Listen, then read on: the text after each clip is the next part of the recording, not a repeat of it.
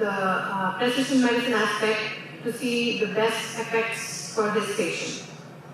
So that's Dr. Abhishek, and then I have Dr. Kalyan Muttaluri here. He is my partner in crime. He's also a founding member of GenePower RX. He's a board-certified internal medicine physician. He's done quite a lot of research in the space of cancer from Memorial Sloan Kettering Hospital. He's been into academics as well. He was Associate Program Director at Campbell University for internal medicine. And he did his fellowship in molecular biology and genomics from Stanford University. So actually GenePower RX is sort of his brainchild and we are following through. I also have, since we moved about the sessions a little bit, I also have Dr. Anu Acharya here. Would you be... I'm happy to introduce myself. Great. Thank you.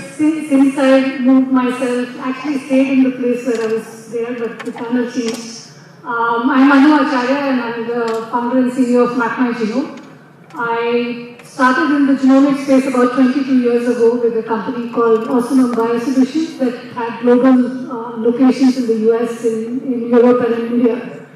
And from there, over there, we mostly worked with large pharmaceutical companies and biotech companies and companies like MD Addison, Cancer Center and others. But I think one of the big challenges there was really the fact that India was not very representative. So in 2013, I think we started the whole category of first in the space of consumer genomics, where we were able to bring out products to the consumers sitting in their homes with self-solving kits.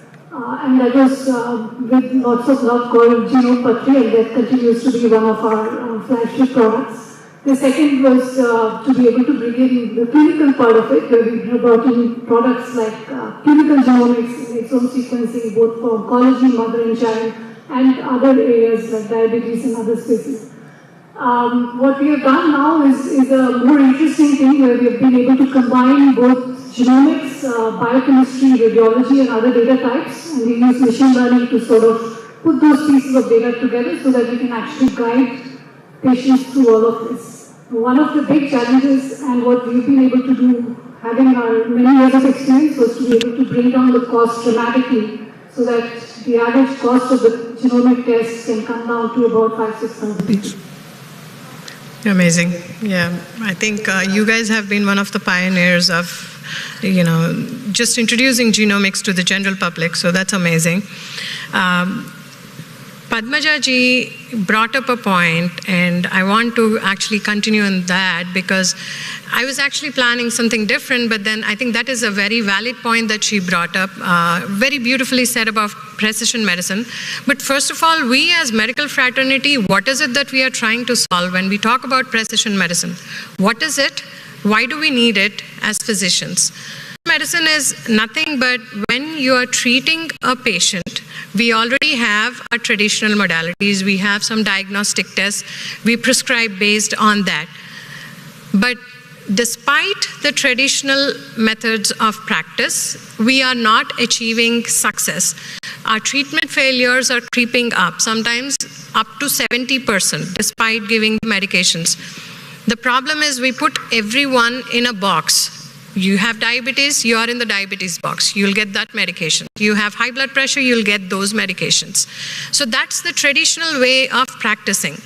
But we as physicians have recognized that that's not really helping. There is desperately, we need help. There is something else we need to add on. Precision medicine doesn't just mean genomics or anything else. It's basically any modality which can help us tailor the treatment of our patients. So in the West, they have incorporated integrative medicine, which is, as Udeda was bringing up about Ayurvedic medicine. We have tried to incorporate that, the diet and lifestyle practices of Ayurveda, to see maybe that helps in treating our patients better, tailoring the treatment better. But we physicians, we need more data. Unfortunately, Ayurveda is time-tested, which is beautiful, but we also need something to read. Genomics was perfect answer for that. They developed a lot of data in genomics since they first figured out the human genome in 2003. Initially, it was more into the fun genetics part. People would just get it done to know their ancestry, just to know if I like coffee or not. It wasn't really serious to the point that we physicians adapted. By 2014 or so is when it started creeping into our system because the evidence was really building up. That gave us an opportunity. If we analyze a patient's genome, we are able to word the oncologist and I'll get to you. And slowly now it has started expanding into the other fields. One of them is cardiology, wherein moving forward, even the drugs which are coming out are biomarker based, which means not the blockbuster drugs which you can give to everyone.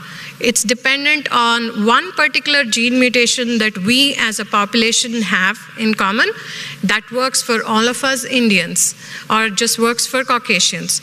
So it's going to be more niche drugs. And it's slowly expanding even into internal medicine, wherein we are using quite a lot in the metabolic syndrome, the lifestyle disorders, so on and so forth. Data plays a key role in helping us physicians tailor our treatment management. So the way I'm thinking right now, we'll start off first with how we are doing it and how we are able to utilize precision medicine in our day-to-day life as physicians, and then we'll work our way towards how data can help us do this better. So Dr. Sadhvik, I'm going to start off with you, since you guys are more pros in adapting precision medicine compared to the rest of us. So tell me your experience as such with precision medicine in the field of oncology. Where all have you been using it? The drugs which are coming out probably are more biomarker driven, so more precise, right? And do you see it working for our population? Just background. Yeah, more than being pros of using this thing, I would like to say we were more desperate in need of more drugs, because earlier days we had more of only one drug, like it's called chemotherapy, and everyone relates to chemotherapy if it is malignancy, cancer. So chemotherapy was like one size fits all. So it's one medicine for multiple cancers. So patients were not responding. It was more toxic. It was difficult to convince patients to stay on those toxic regimens. And then slowly came the field of precision oncology. And that is where things started to turn around. It started off, I would like to say, it was first time in a blood cancer, chronic myeloid leukemia. That is where the precision medicine actually had struck gold. It was previously, before the precision oncology era, these patients used to live for around 3 years or 4 years, and that too with a lot of chemotherapy and no quality of life, all the time coming to hospital, staying most of the time in their hospital and things like that. But then they discovered a particular target during this process. And for this particular target, a small pill, it is not even like a toxic regimen, small pill with very minimal side effects, people went on to live for 10-15 years. And now if someone comes to me and some patient comes to me and asks regarding something like CML, I would say it is like a chronic condition, don't worry about it. It is like your diabetes, it's like a hypertension, just have a pill and continue with your life. So that is where it started off. And then it began to evolve and evolve.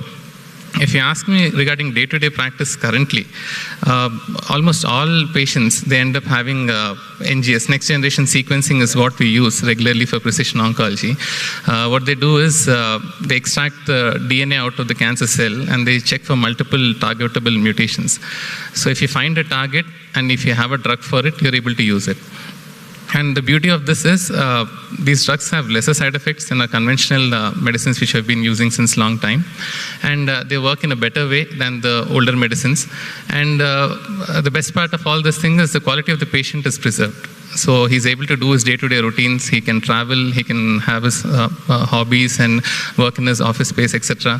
And he doesn't need to come to the hospital most of his time. So if you ask me, yes, in the West they've already adapted. Almost all patients, even from stage 1, 2, 3 malignancies, they end up getting NGS done. In India, it has been a slow adaptation. Only patients with stage 4 cancers and desperate situation, like they don't have any medicines left to treat, that is when they've been using. But off late, even India, even early stage cancers also, NGS has been utilized quite often. And even I've been following the same. And I think for the last few years, if we noticed, all of the drugs which have been coming out in the field of oncology have all been biomarker based, right? Do you feel like in the last few years that has changed the practice modality? Like you said, it's mostly done in stage 4, but is it changing towards the moment the patient is diagnosed, started right off the bat with drugs? Yes, the moment the patient is diagnosed, we get an NGS done. The reason for this is we'll have all the data in hand from the beginning itself. Because most of the time during the cancer core, with NGS, I always have a complaint is the turnaround time. It always takes around 4 weeks, if I'm not wrong. Yes. 2 weeks, okay. 2 weeks is good to hear. But then convincing a patient that I'll not be starting on any kind of treatment, you have to wait for 4 weeks is really difficult. And even they do not accept it. So to avoid all these things, what we do is in upfront setting, we just get an NGS done. We'll have all the information. And whichever drug, whenever it is needed based on that, we'll keep utilizing. And biomarker driven, yes. Now the stage has become like this. Recently, I think 3 days back in ASCO presentation, which is done annually at Chicago, they had a presentation, very interesting one. It was on rectal cancers. Rectum is an part of intestine.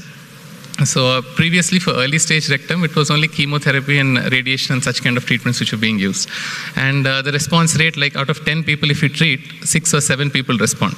So it is considered good, but it was still not 100%.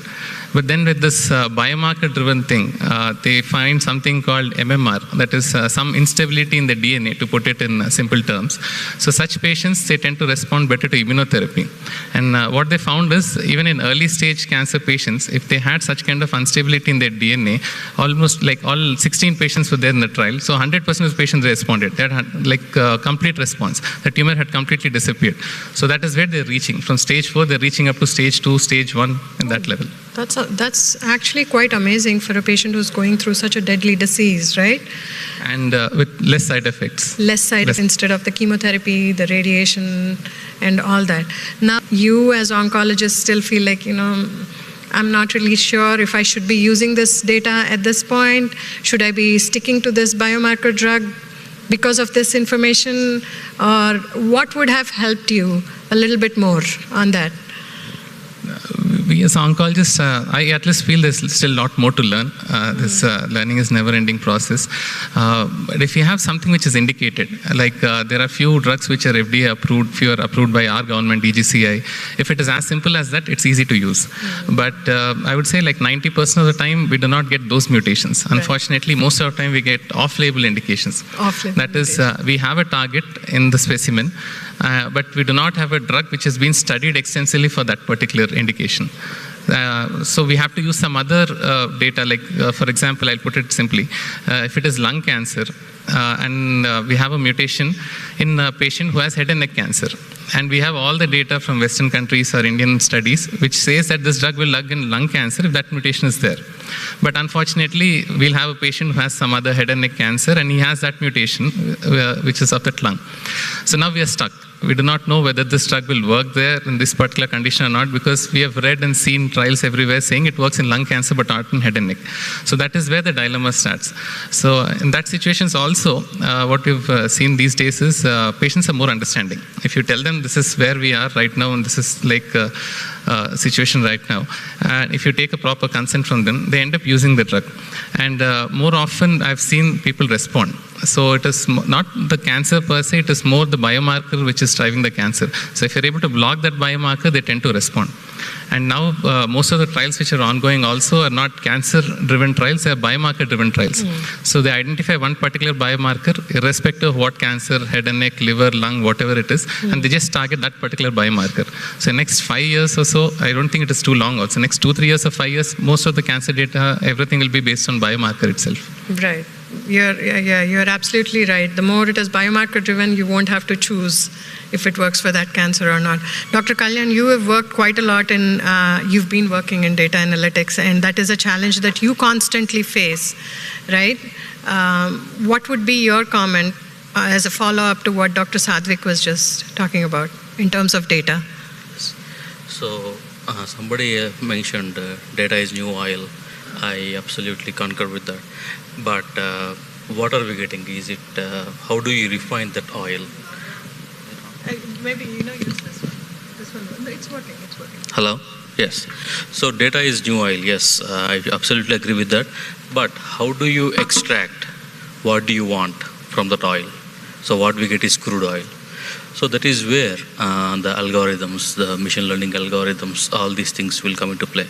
And as you rightly put, we have the data and the interpretation of the data.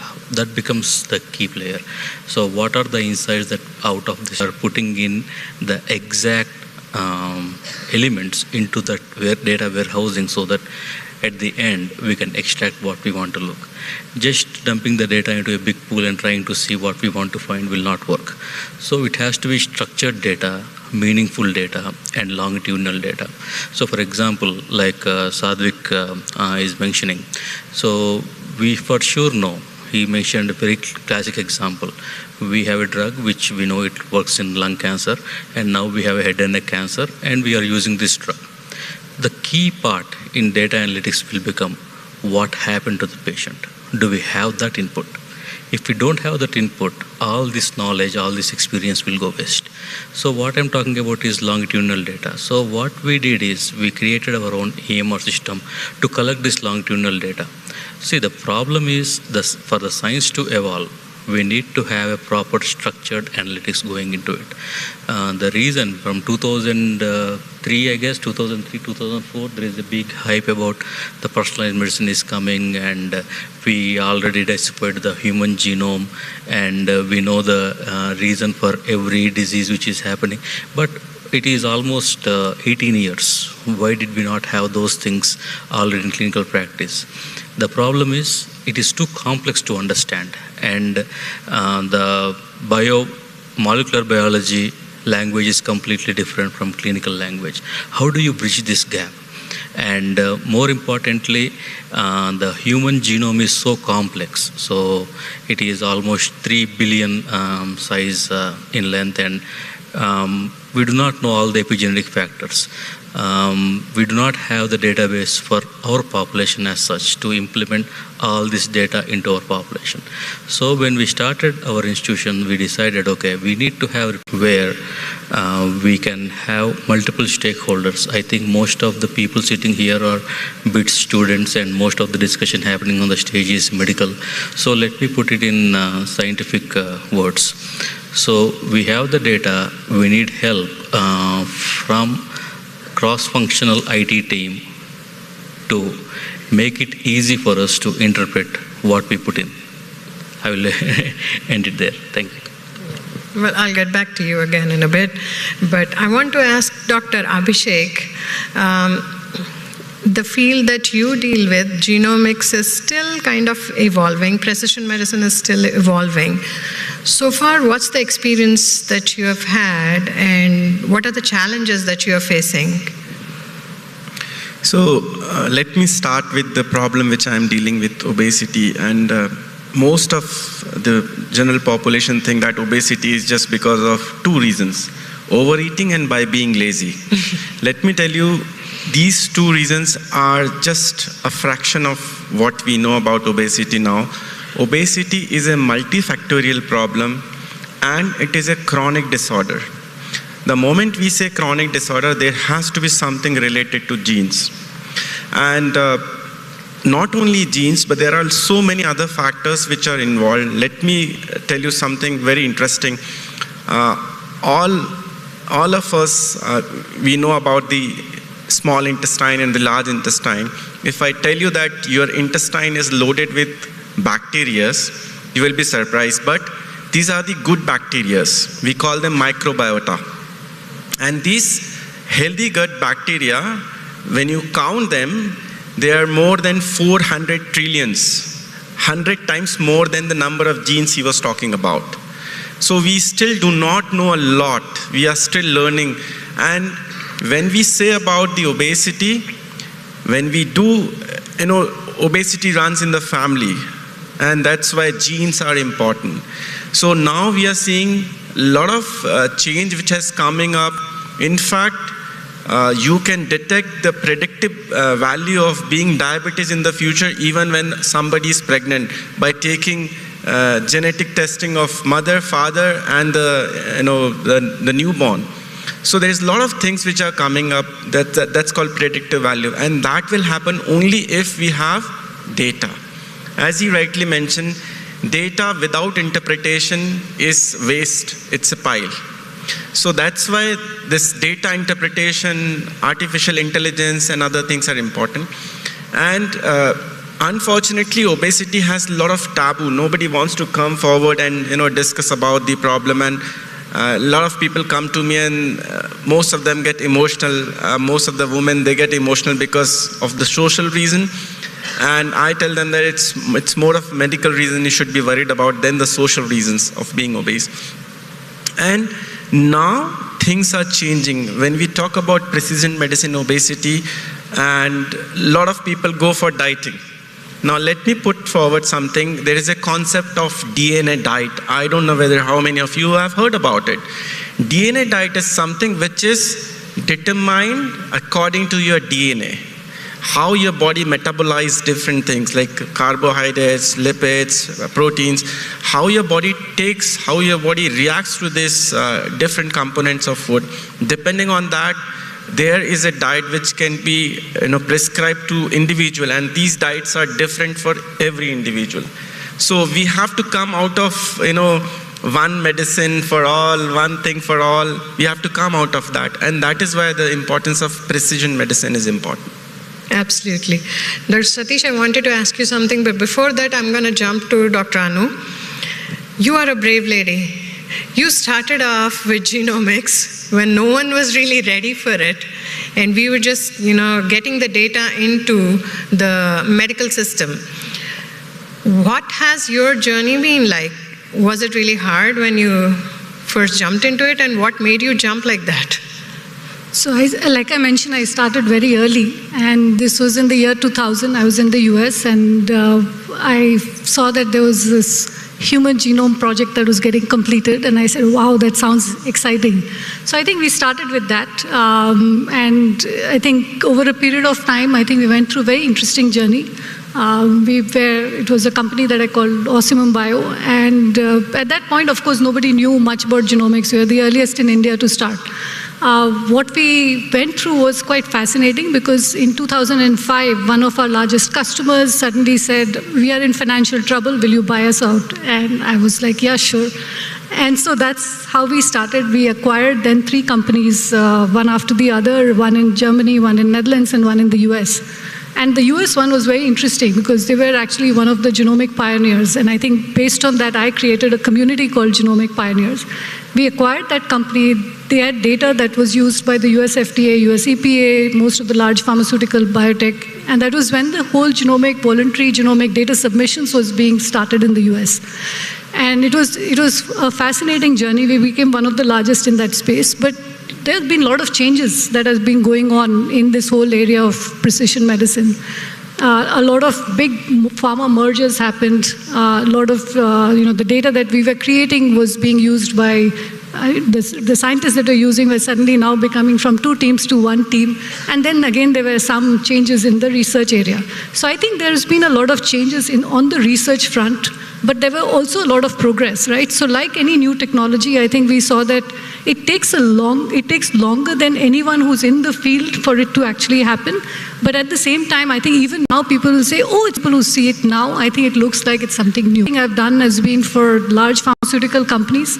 And the data that we have created for these what is there is also primarily Caucasian. So we are really not doing justice to our own DNA kind, if I will, to be able to solve that problem. So that's why we started Map My Genome. I think we started off by thinking that if I can solve problems like what you mentioned, which is obesity, diabetes, and all of that, from a consumer level, I think it sort of brings that whole process of saying that, your DNA has in it information that will allow you to be able to actually know yourself better and be able to cater to that whole space.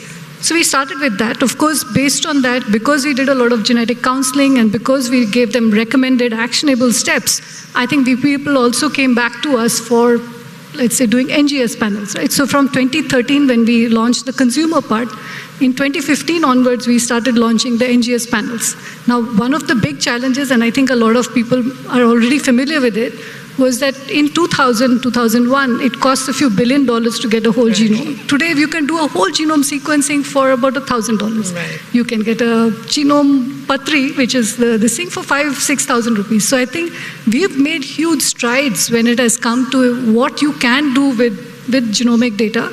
But what is also interesting is that the unexpected during the pandemic, I think the pandemic did a far better job of education than we did.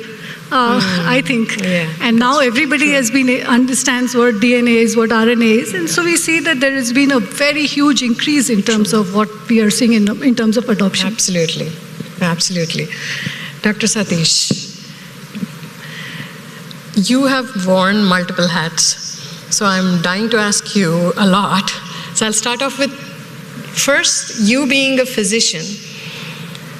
Tell me, what was your exposure in terms of precision medicine? I think even before you came back to India, in the field of cardiology, it's been quite evolved, right?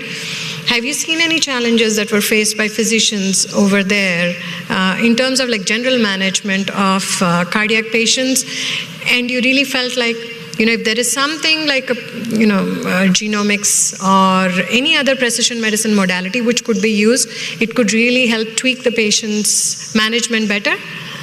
We'll start off with that first before I... Yeah, sure. So I think in clinical practice, right, so we have access to a number of tools, expensive drugs. And when you expose a large population of patients with a similar diagnosis to the same drug, the effectiveness is not 100%. So there's a certain amount of bleeding of resources that you do in the hopes that 30 or 40% would benefit. So if there is a tool that you could use to better predict who's going to respond better, such as, for example, in the PCSK9 space, right? So if I have the ability to find out if an individual has 1 copy or 2 copies, then I'll be able to better predict if that person is going to respond to the treatment or not, and therefore I think costs will come down. Absolutely. That's the second challenge I see is, how do you educate the frontline workforce to use that data and education and research at the point of care? That's where I think platforms and electronic health record embedded tools can provide clinical decision support at the point of care, integrating all the information that's in the system. Absolutely. And that's very rightly said, because since we've been working in the field of genomics and medicine for the past few years, what we have noticed is none of the modalities by itself will stand. In order for us to deliver precision care for our patients, one, we need their complete medical history, their labs, a proper diet and lifestyle, what they do every time in their life, maybe some kind of a Fitbit or variables that we can measure, and genomic data combined. Only if you're able to look at all of the parameters, which is complex, but it is something which is need of the hour for us to be able to deliver care. And that's the ecosystem that we were just talking about, as Udaya mentioned.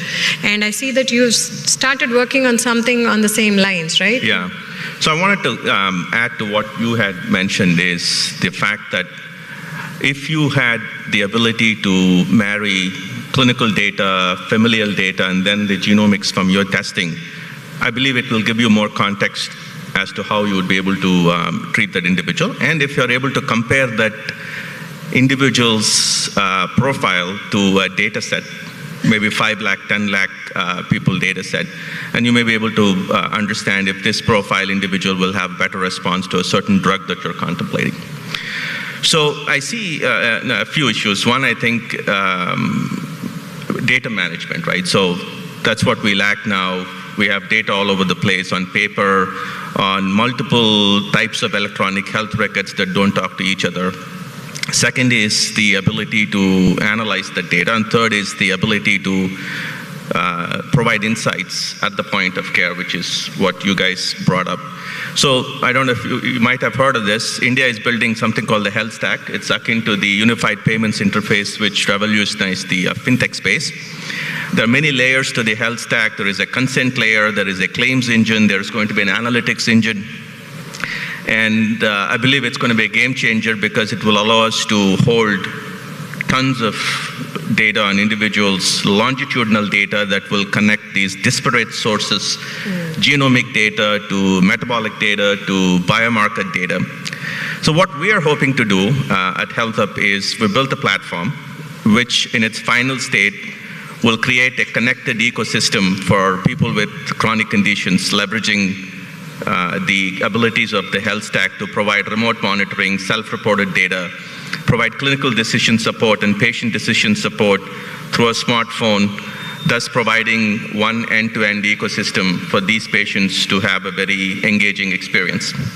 We're more interested in how we can leverage all the data that I can get about an individual longitudinally through this approach to embed a layer of health insurance onto it and use this data to better predict this individual's risk. So I can understand better actual risk prediction for this individual and therefore use that to dynamically underwrite a health insurance policy contextually along the length of this individual's journey. Because right now, if you look at health insurance, about 60 crore Indians don't have health insurance. We don't trust it. A lot of mis-selling, transparency is absent, and very poor claims experience. So I believe that if we can deliver personalized medicine at scale using tech and use the improved outcomes and reduce costs, we can then transfer those benefits into health insurance and have a low medical loss ratio and therefore be able to penetrate health insurance much more deeply. Absolutely. That's the need of the hour. And since you brought that up, another thing, we're just talking about the merging of medicine and tech. And this is a question to both Dr. Kalyan and Dr. Satish, whoever wants to take it, because I know you guys have sort of worked on that. What's your take on SaaS-based models? Do you think a platform, a precision medicine platform being generated wherein, well, initially us physicians making sure that we are using that to deliver care to the patients and eventually moving it forward once it's robust enough to be able to deliver it directly to the patients wherein they can take care of that? I mean, I'm just pitting you guys against each other, whoever wants to take it. Yeah, so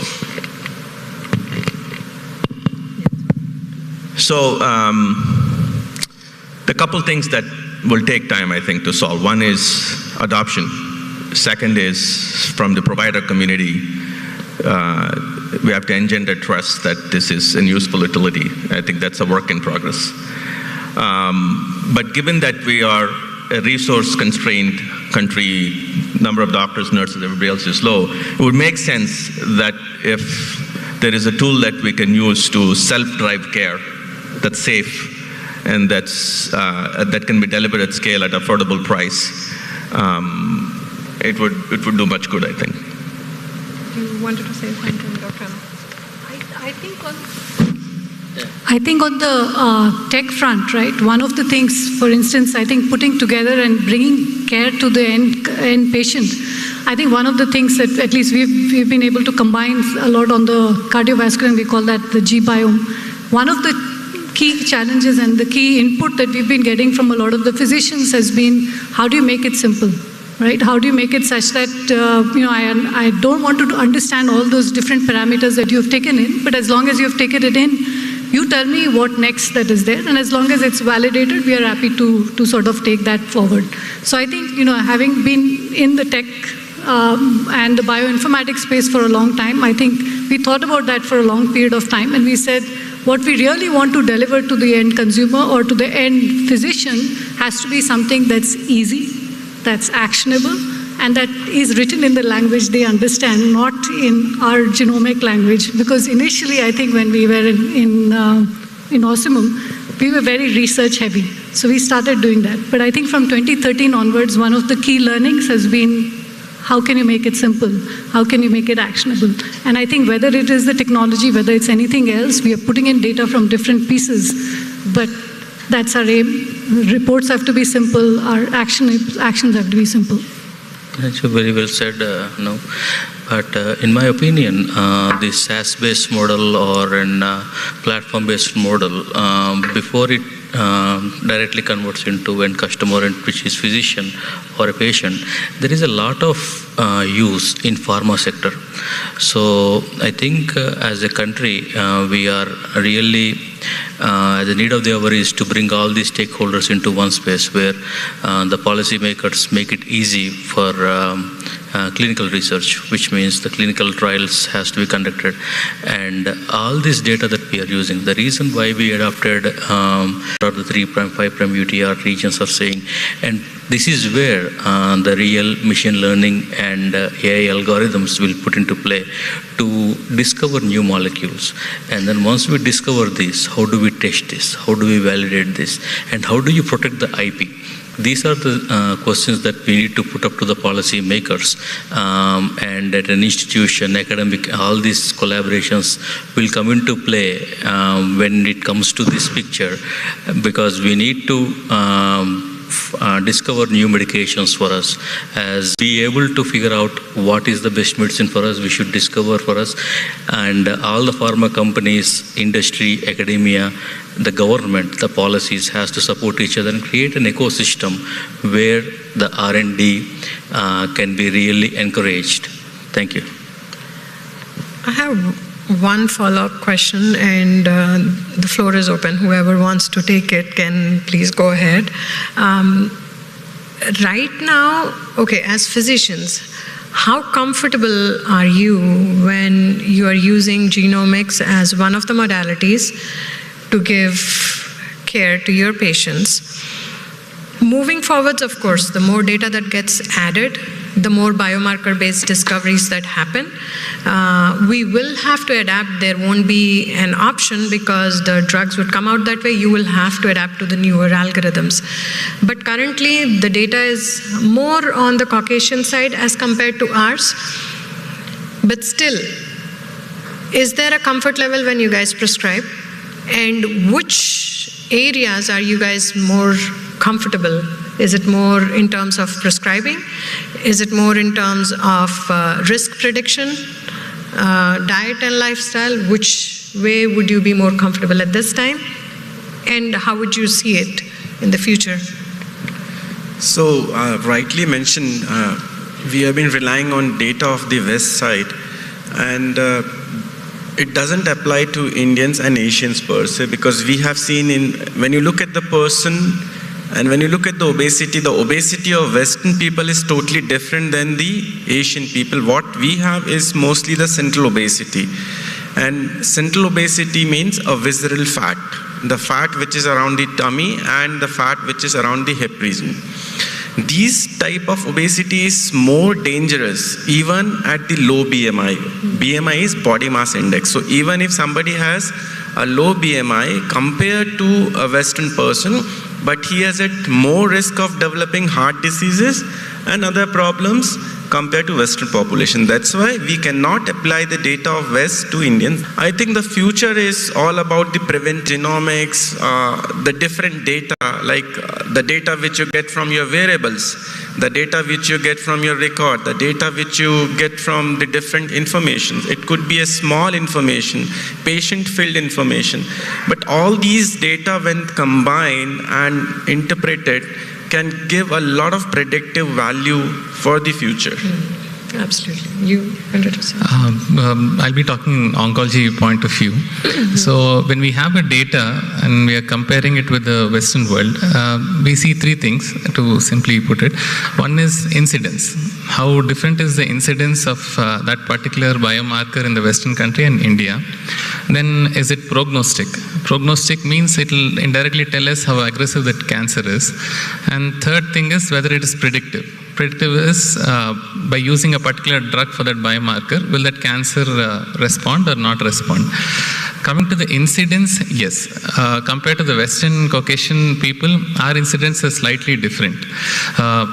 That too, depending on cancer to cancer. Few cancers, more or less, we are similar to them. That is, the Western lifestyle, what we are adapting, and the Western disease, what we are developing, are more or less similar. They have the similar biomarkers, what we're seeing in the West.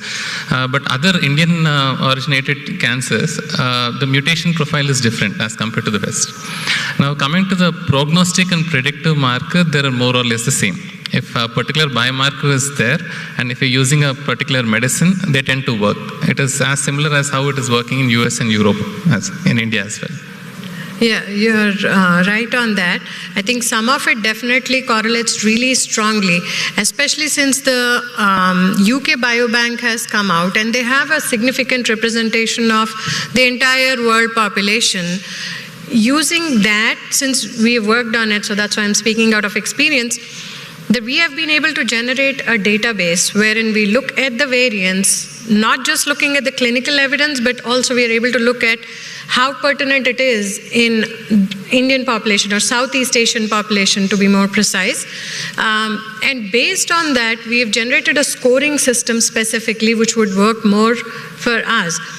That helps quite well, especially for some conditions for which there's a lot of evidence, like diabetes, heart disease is another one, and cancer risk predictions. So for those, you have a clinical scoring system. We have also generated a genomic scoring system, which is based on the type of mutation that we score it. We combine those two, but again, there is another important factor which makes it even more complex for us to prescribe, which is your genes are constantly being influenced by your diet, lifestyle, your environment, which is the epigenetics. So regardless of whether a person has a mutation and you're trying to tell him that, you have risk of such and such, if that person is a very healthy eater and is following proper lifestyle guidelines, the chances are that risk would come down significantly.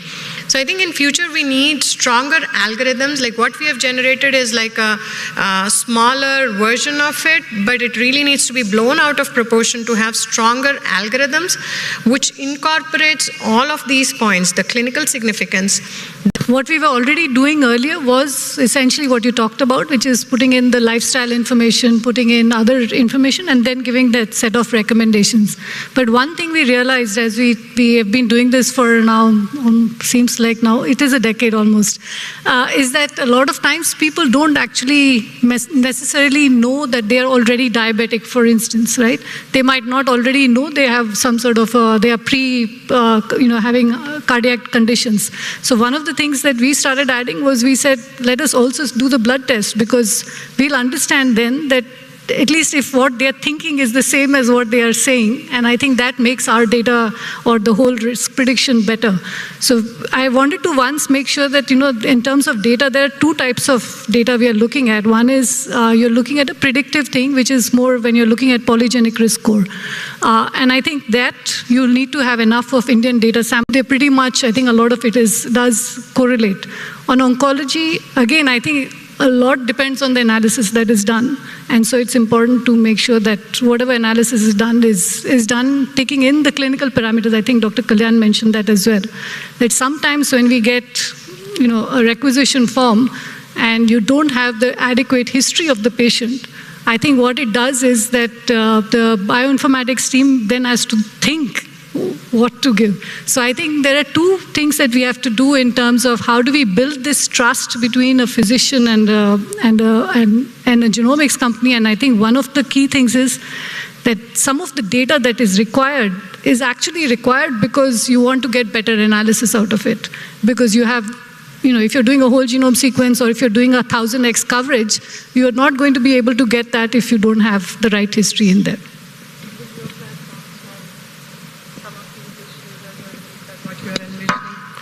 Yeah, so with our platform, we want to use self-reported data, biometrics from laboratory tests, wearable devices, and use that data to then transfer that information in the form of insights to the individual to make self-changes to their lifestyle, but to the clinical team at the point of care to provide them guidance as to how to best adhere to guidelines and best practices to better manage those chronic conditions.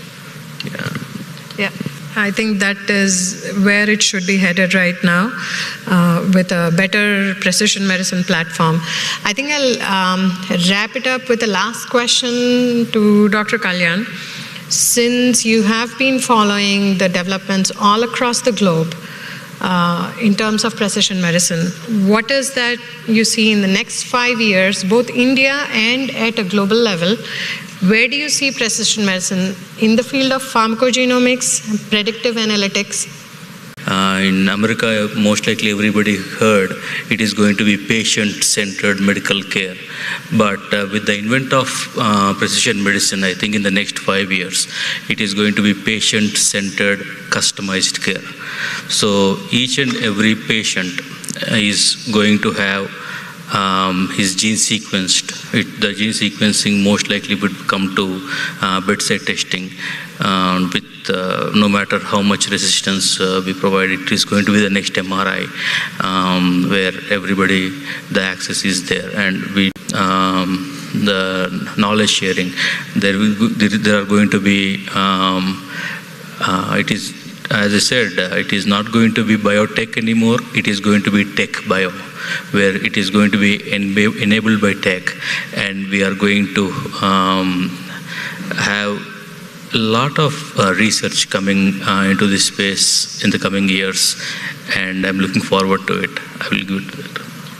Any questions from the audience? We'll take it, or we'll call it a day. Can I add something? Yeah, sure. We've been talking a lot of data, and tons of data. I agree, we already have tons of data.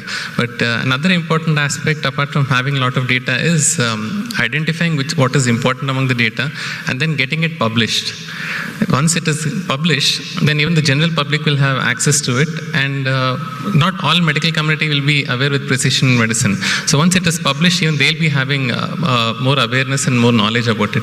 So even publishing whatever data we have is a very, very important aspect of science. Absolutely, bang on, because we physicians only believe when there is data, trials done, and then we can see it for ourselves. Thank you so much, guys, for answering all my questions. And if any of you have any questions for us, please do shoot them out. Later, the next panel is waiting. Next one.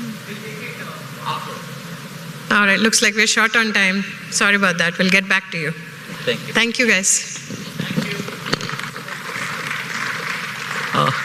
Dear panel members, please join us on the stage. Doctor, please. There is a small gesture from our side as a memento. So,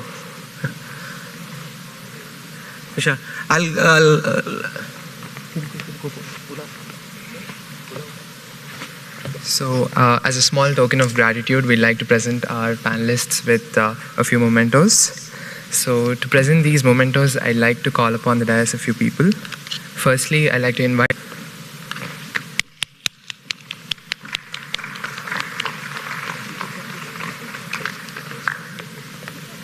Now, I'd like to call Mr. Mogili Vijayender, Manager at Social Entrepreneurship Program, onto the dais. Mr. Vijayender? Okay.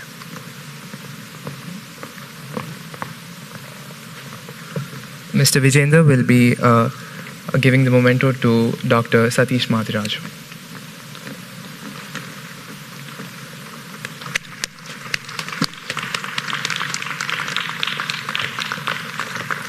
Now, I'd like to invite onto the dais Dr.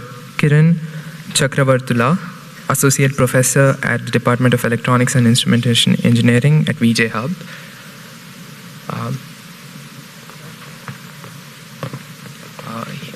He will be presenting the memento to Dr. Sadvik Raghuram.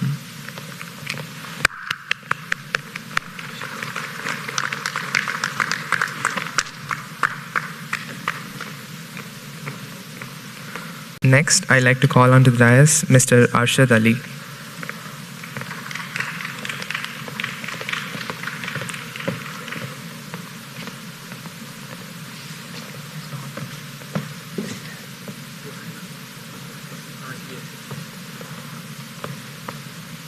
Dr. Abhishek.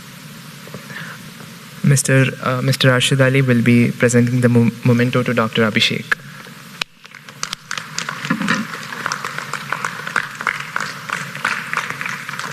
Next, I'd like to call on to the dais Dr. Balram Varanasi.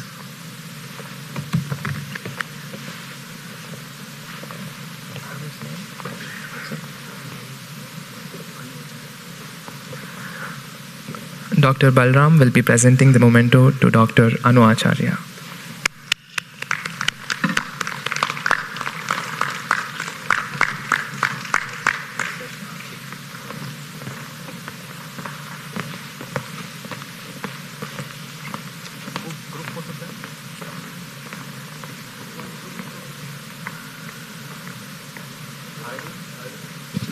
I would say this is an example of precision, targeted mementos.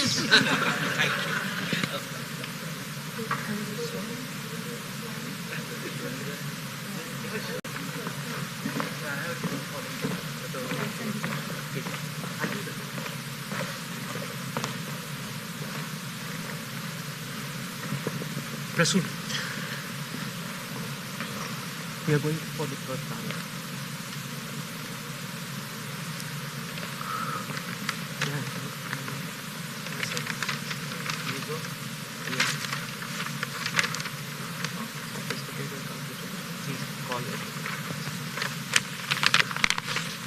Now we will be moving on to our next panel discussion.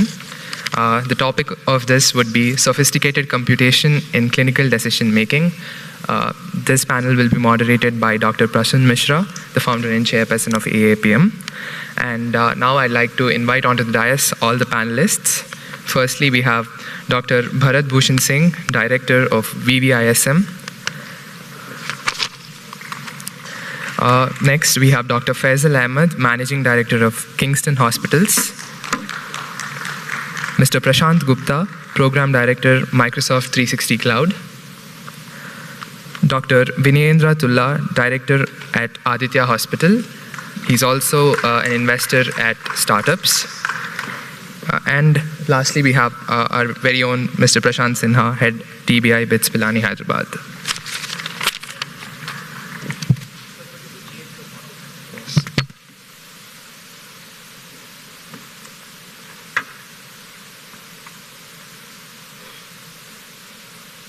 Thank you, everyone. Hope you are enjoying the panel discussions. What an amazing panel discussions early on.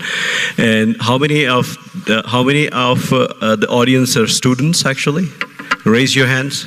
Okay. Wonderful. Hope you guys understood, the panel. I'll share with you a small story.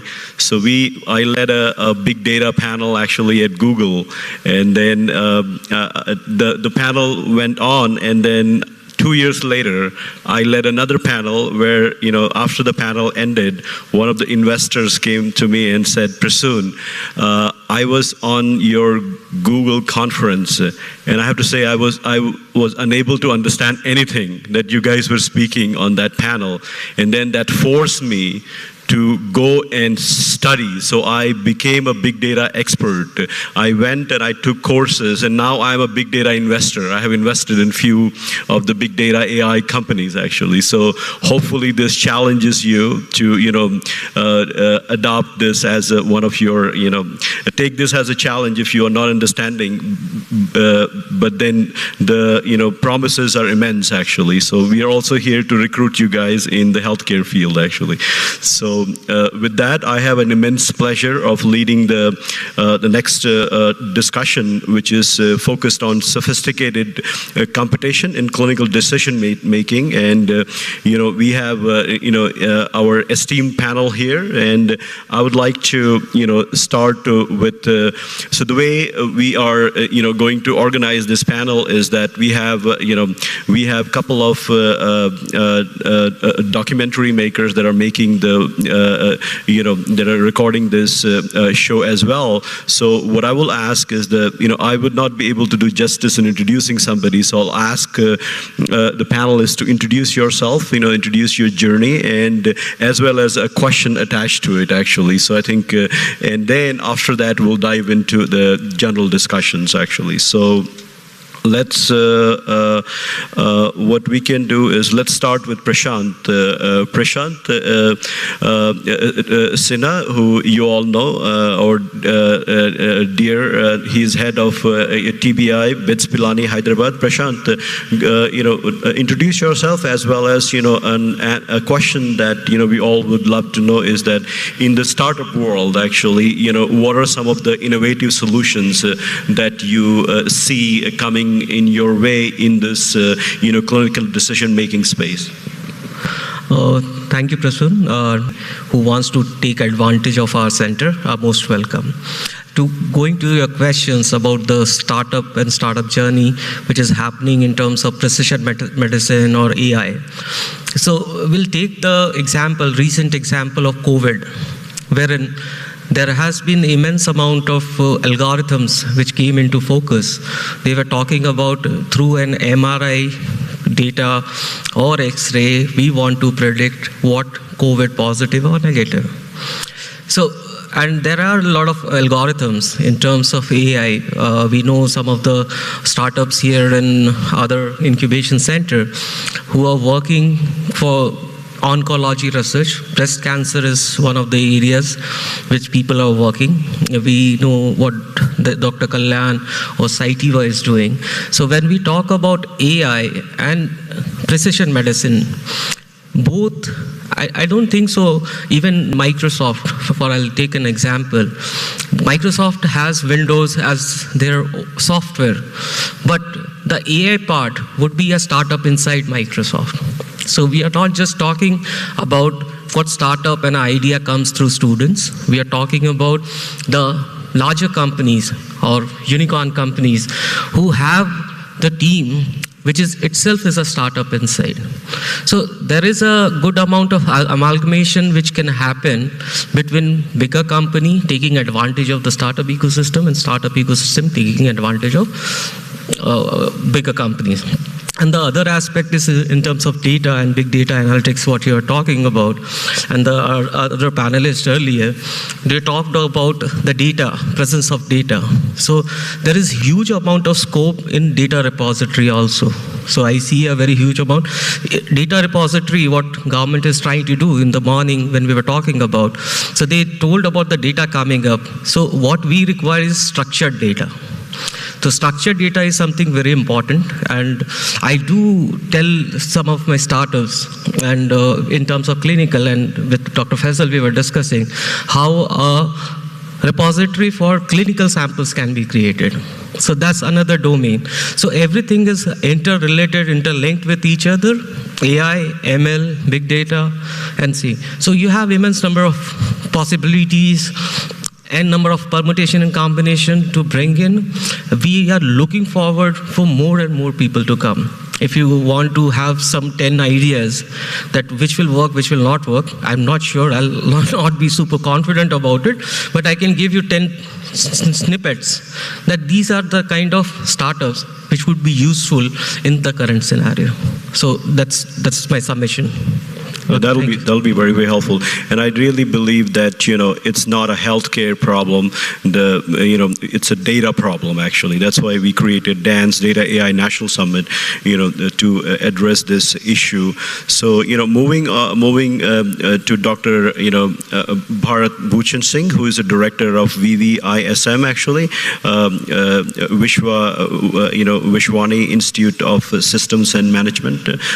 Sir, go ahead and introduce yourself, and share with us what are some of the clinical innovations that you are excited about, actually. Thank you. So my name is Dr. Bharat Bhushan Singh, and I'm the director of one of the premium business school of Hyderabad called Vishwani, and in fact BITS and Vishwani is neighbors. And why I am here is this particular topic is so exciting. I I come from management, so how do I fit in here? I want to explain first.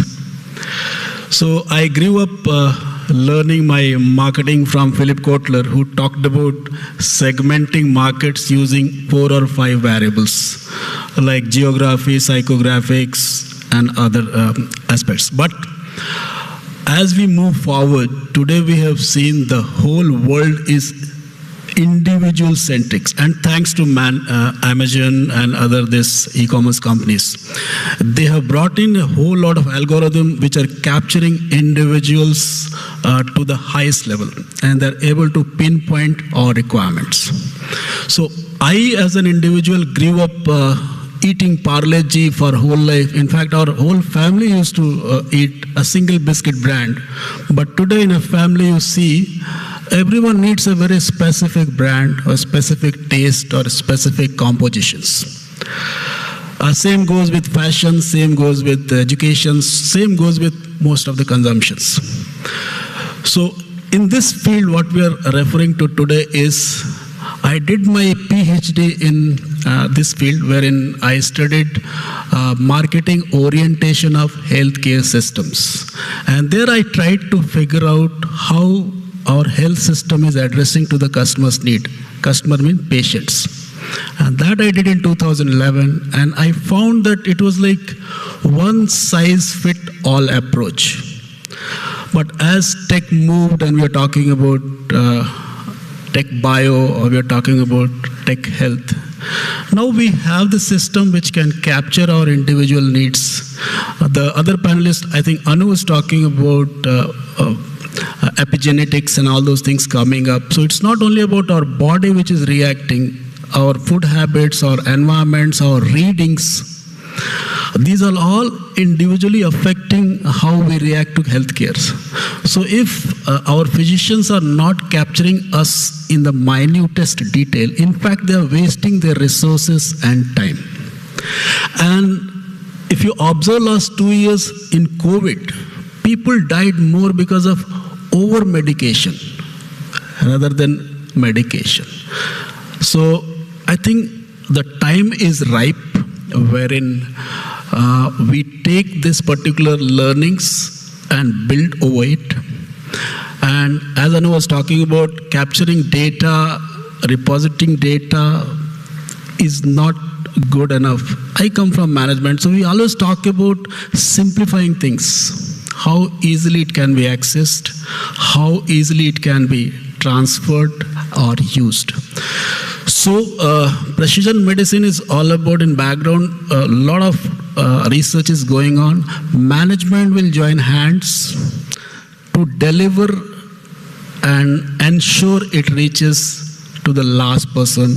And India is a big country, and I'm sure this is going to be a game changer in healthcare industry. Thank you so much. Thank you, Bharat Bhushan ji. Actually, this is that's amazing, because physicians, scientists do research, right? Physicians treat patients, but it's managers that build empires, actually, and that helps masses, actually. So great to have you on the panel. You bring that unique perspective. Yeah, welcome. So now we have sitting next to me is Dr. Mohammed Faisal, who is managing director of Kingston Hospital Systems. Dr. Faisal, please introduce yourself. Also, share what are some of the, technologies and tools that you are excited, actually, if you have used or you're planning to use that can further the clinical, operations as well as research. Good afternoon, everybody. First of all, thank you, everybody, to giving me the opportunity to be here. My name is Dr. Mohammed Faisal. I'm basically a pulmonologist and a critical care intensivist. I did part of my training in UK and in US. I came back to India. I started working in a corporate hospital, and then I realized that I need to move ahead and started my own hospital by the name of Kingston Hospitals. I'm a pure clinician. I've been living my whole life as a pure clinician, and now I have suddenly have a change in my job prescription. I'm an administrator, I'm a manager, I'm a CEO. Complete change in my job profile. But then I realized that this is not exactly completing my dream. I always wanted to be something more than this. So I've been very fortunate enough to come here, meet the right people, and then realize that there is something else I can do that can actually make me sleep well at night. I mean, I really love research. I want clinical data. The problem right now that we as a country are facing is, as much as we are above the sea like an iceberg, we are that much more than that below the sea level. We have to work on the top, we have to work at the bottom. We have to do research at the topmost level, we have to do computing at the bottom level, something that benefits everybody. There are thousands of people, thousands of patients coming to the government hospitals. We have so much data, I'm very sure nobody else in the world has. The problem is we don't structure it. We have no time, we have no finances. Something has to be done to structure it well. Because the amount of patients, the amount of illness that we have, if you just walk into any hospital, you see herds and herds and herds of people registering, getting treatment. Nothing is kept systematically. Nothing is recorded. There is no data of any patient. Everything is on pen and paper. It's lost with the patient. If there is a chance that we can computerize it, we can store it, we can analyze it, I'm sure there is so much we can learn, so much can be done, so much precision medicine applied, artificial intelligence. For example, if I see 20 patients per day, the software that I use, it's a very, very basic software I use in my clinic. And at the end of the month, my software tells me, these are the men that have asthmatic exacerbations in a week. These are the number of ladies that have an asthmatic exacerbation in a week. Mondays are the worst hits sometimes. Saturdays are the worst hits sometimes. So if my basic software with my limited number of patients can help me come to a conclusion about a basic set of patients, a basic set of illnesses, imagine what millions and millions of patient data can be done. What can we do with that? There is so much research in Western countries. We just need to probably learn from them, try to some more funding in our research, some more funding in our data analysis, and we have so much that we can attain. It's very exciting, but it's scary as well, sometimes to what we might find. We have to work for it in every possible way. What I am excited about in the recent years is how asthmatics, basically initially when we started learning pulmonology, lung medicine basically, we were told that this is asthma and this is the treatment for asthma. But now when we look at it, it's got so many different phenotypes.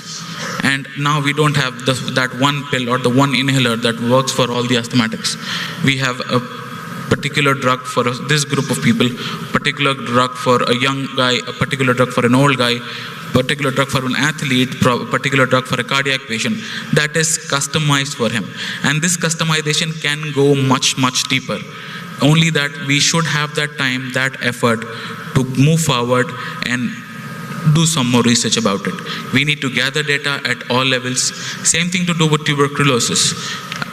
Till I did my MBBS, I was really thinking that we don't have any more tuberculosis in India, because I started in a hospital that was in the center of the city, not much of tuberculosis that I've seen. But then when I started doing my pulmonology, I realized it's everywhere. From the lowest socioeconomic status, I know ministers and billionaires who have suffered with TB. But again, the research is just limited to somewhere. We need to dig up the phenotypes, we need to get more data, see what drugs act where. We are just stuck with 4 or 6 drugs that we give in the first line, but nobody tries to go beyond it. I have no idea, but we should definitely do that. And I think I will try to use this opportunity to probably gain some more research on this and try to do something better. Thank you. Thank you. Thank you, Dr. Faisal, actually.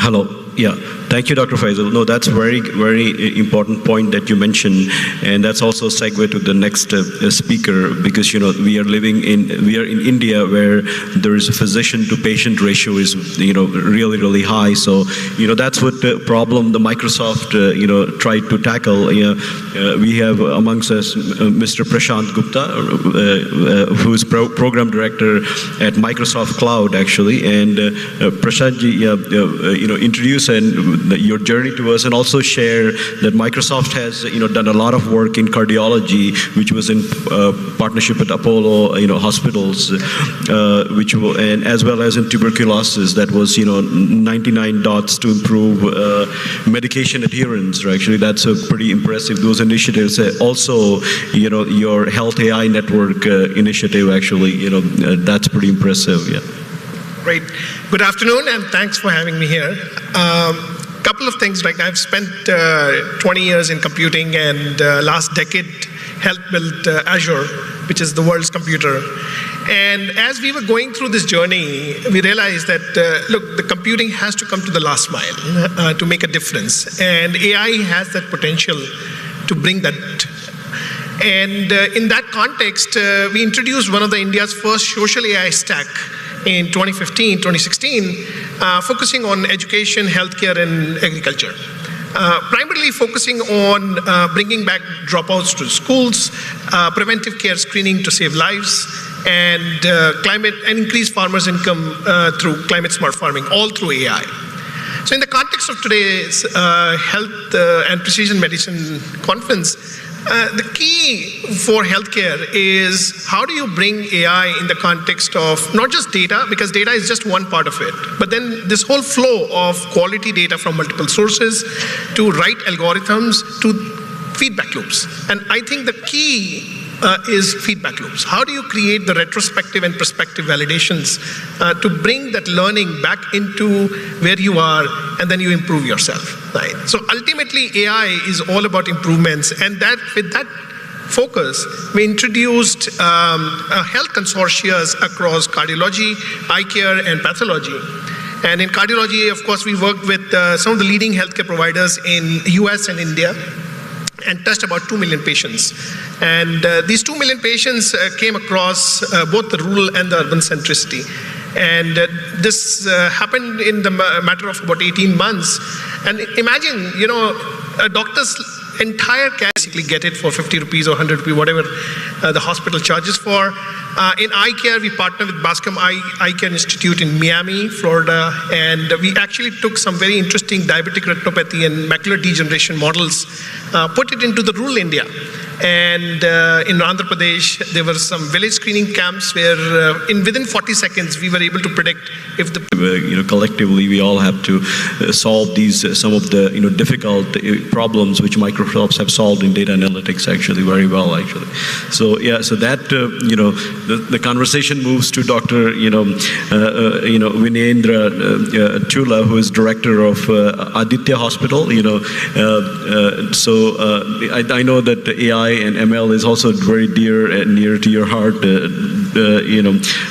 Dr. Vinendra. So, so please introduce yourself, your journey, and share with us what are you excited about, and as well as touch upon any recommendations for patient engagement, medication adherence, which is one of the biggest problems that we are sharing, as well as AI ML solutions that you would be excited about. Yeah, sure. Good afternoon, everyone. I'm really excited to be in this, very interesting field of precision medicine.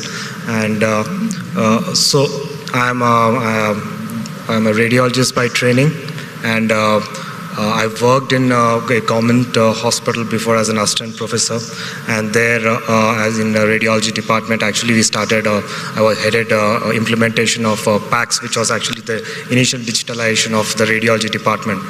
And then after that, I've joined Aditya Hospital Group, where I headed the expansion plans, and we started a new hospital, which is a 200-bedded multi-speciality hospital.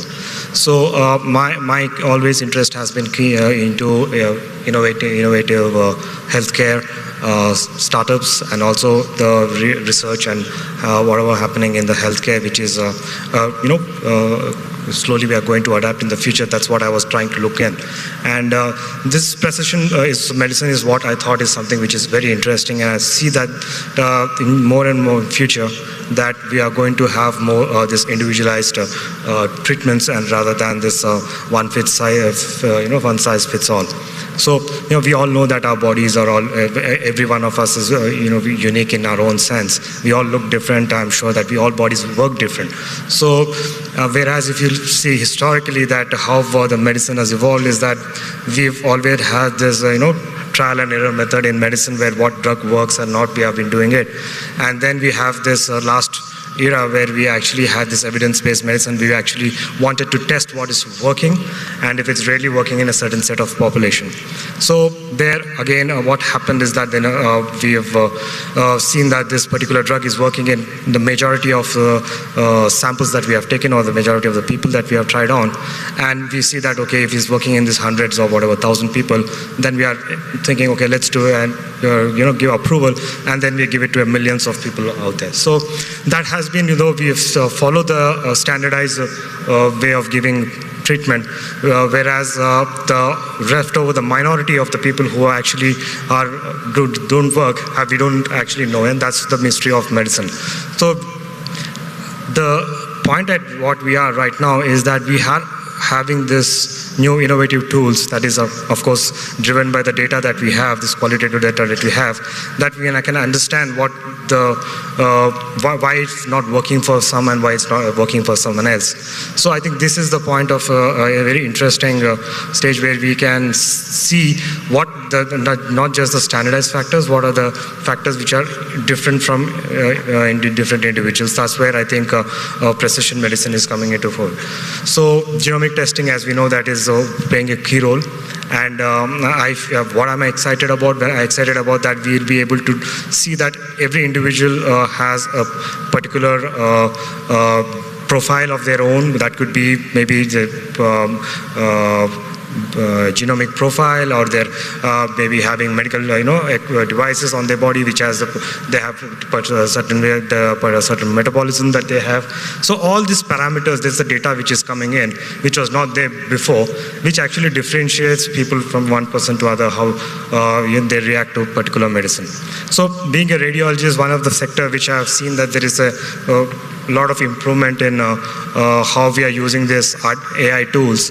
Is that in radiology, so it's what is how technology can help is that wherever there is a pattern and repetitive things, I think that should be replaced. I mean, a doctor should not waste his time wherever there is something which is repetitive, or there is some kind of a pattern that we can capture. And wherever it is, I personally feel that the doctor should be replaced at that point.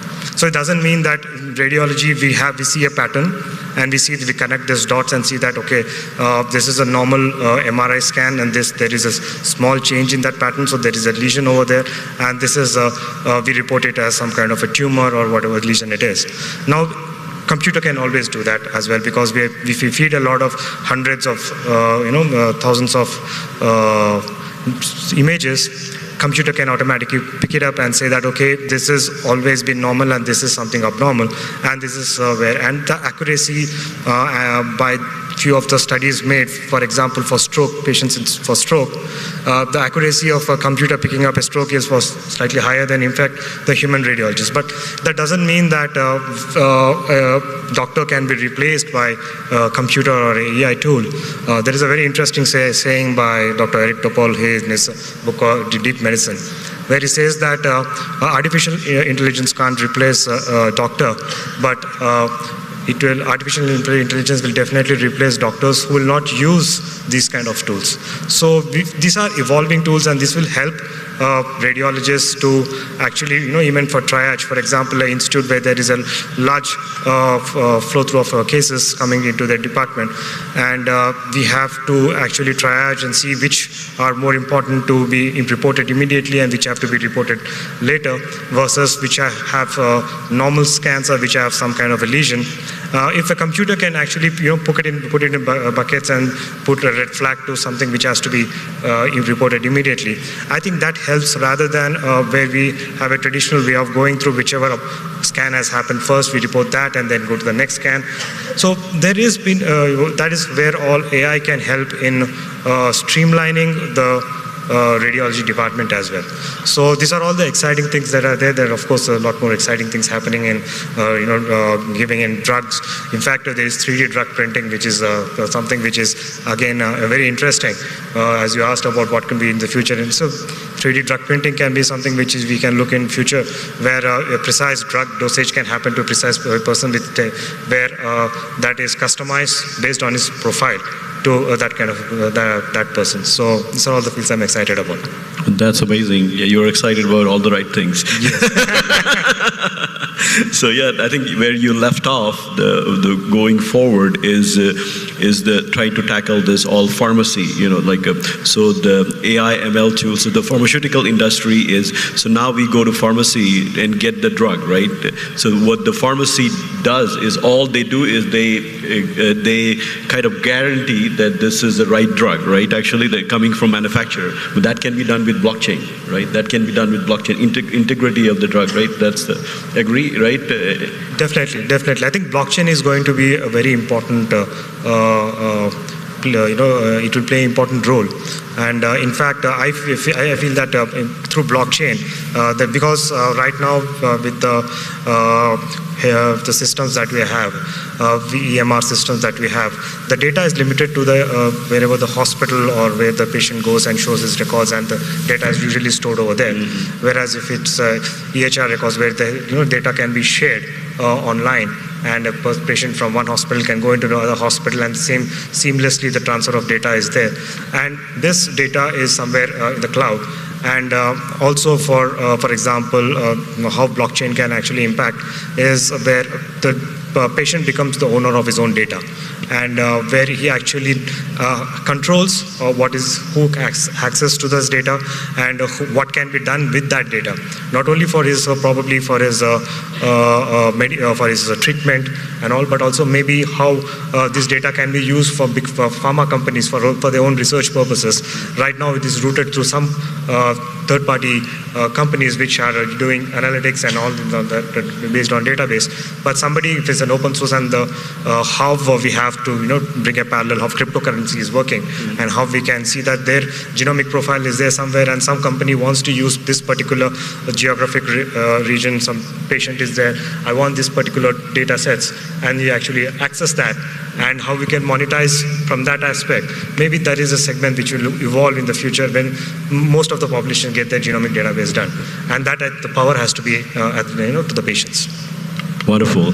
Yeah, for those who are new to blockchain, basically blockchain, the easiest way I was able to understand, there are more complex ways, but you have a data and blocks of data, and you put chain on it actually. So then every data has a chain around. So then every modification that you make to that block of the data that has been chained, that you have to make amendments actually. So that block is protected actually. So that's a little crash course on blockchain.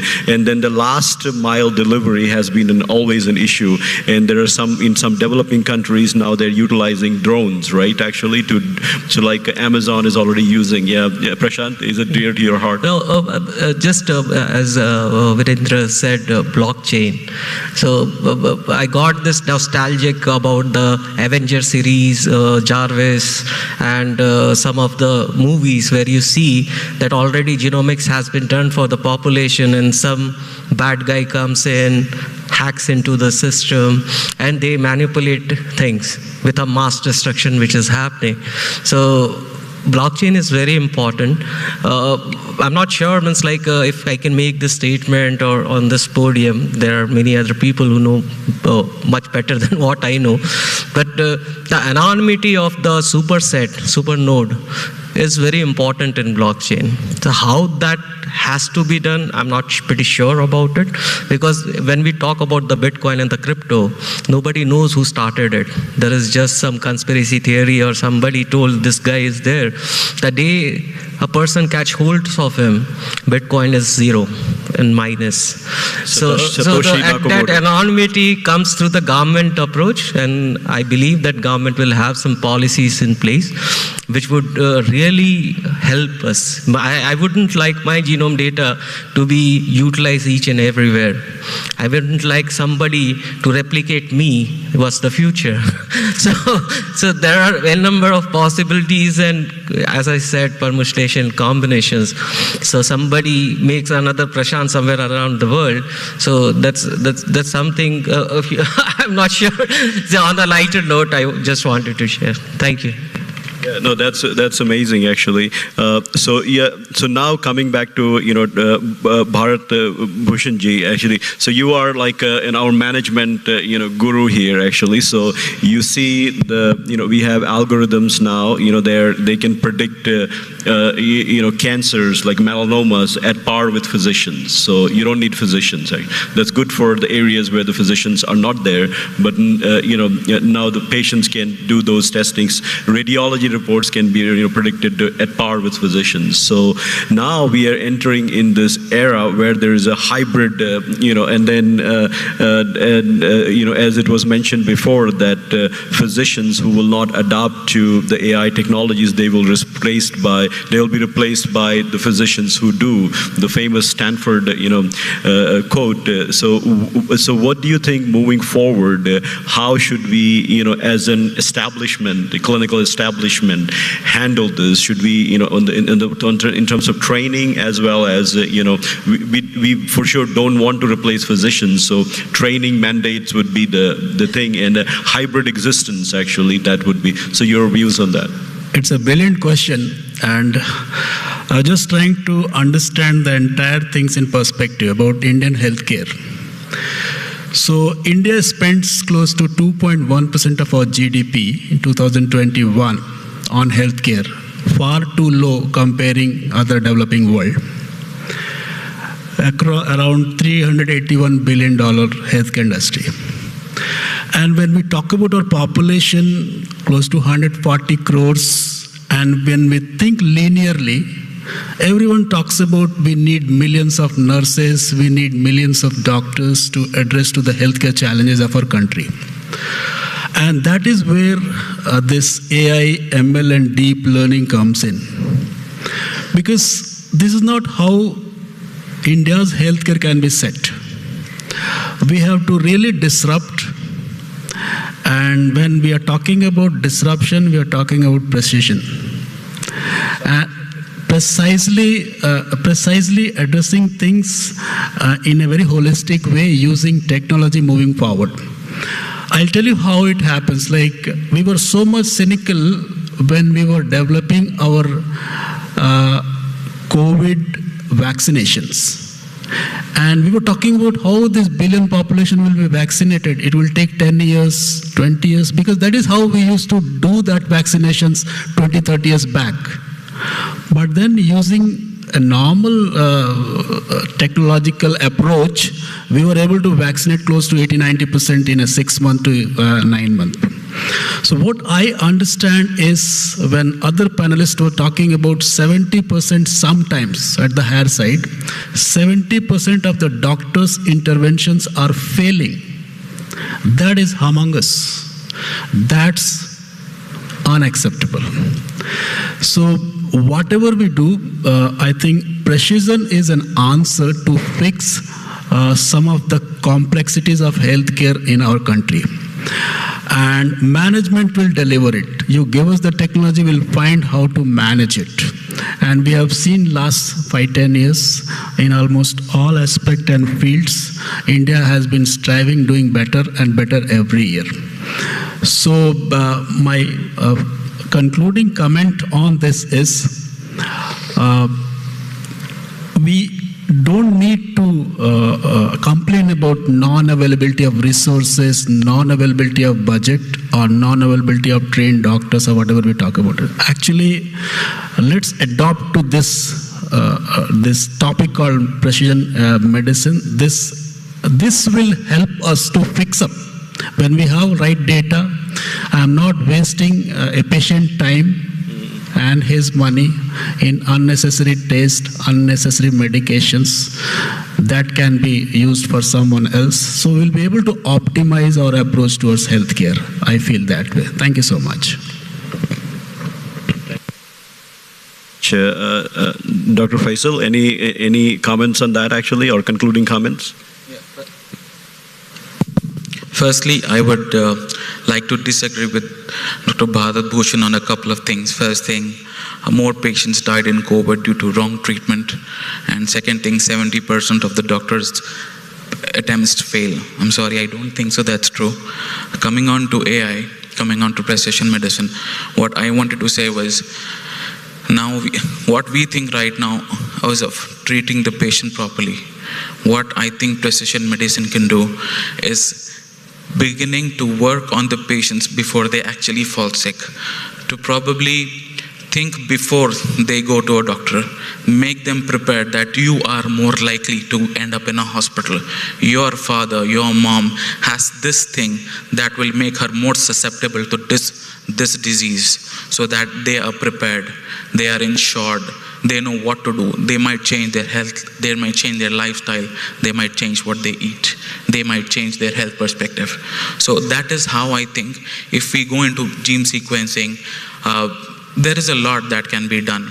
Instead of targeting the end, if we target this beginning, so that more are saved, there is a lot that has to be done.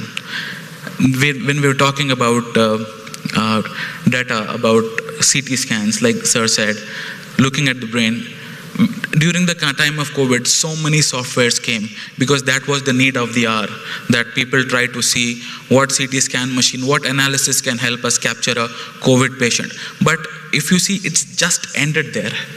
Nobody is now talking about using CT scan for a TB patient. Nobody is talking about using a CT scan software for an ILD patient. Everything, it's like a market. What the market wants, we design.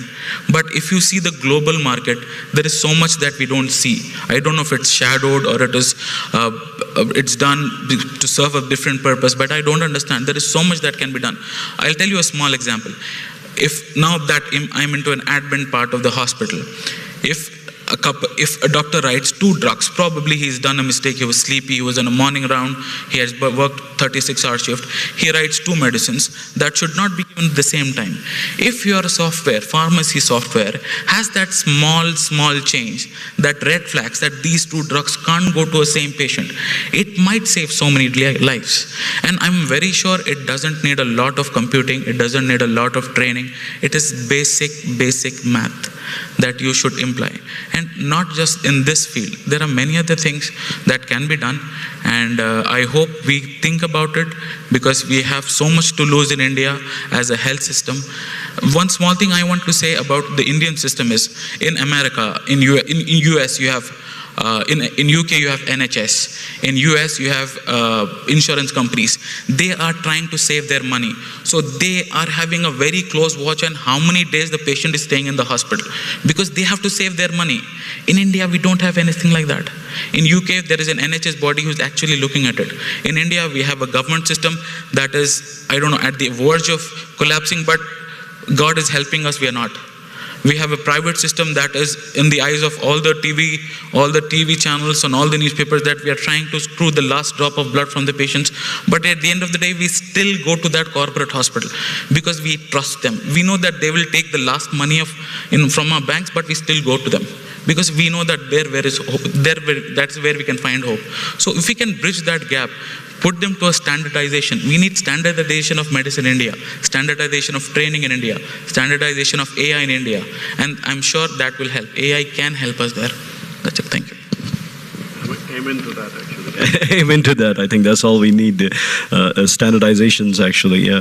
So moving to Prashant ji, I think for Microsoft, there is since they're already in healthcare doing such a cool thing, the world is not enough. So what are the plans that you can share?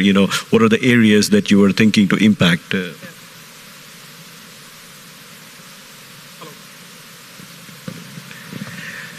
Yeah, so I think the Uber trend, the way you should think about, right, is to get to the real AI, you need to have a collaborative mindset, right? And once you are in this notion or philosophy of collective well-being, you will reach out to the right partners for right data and right doctor knowledge, right? Because without these two, if think about one hospital thinking about AI, right, and saying, hey, we'll build a model and we have doctors and data, that won't suffice.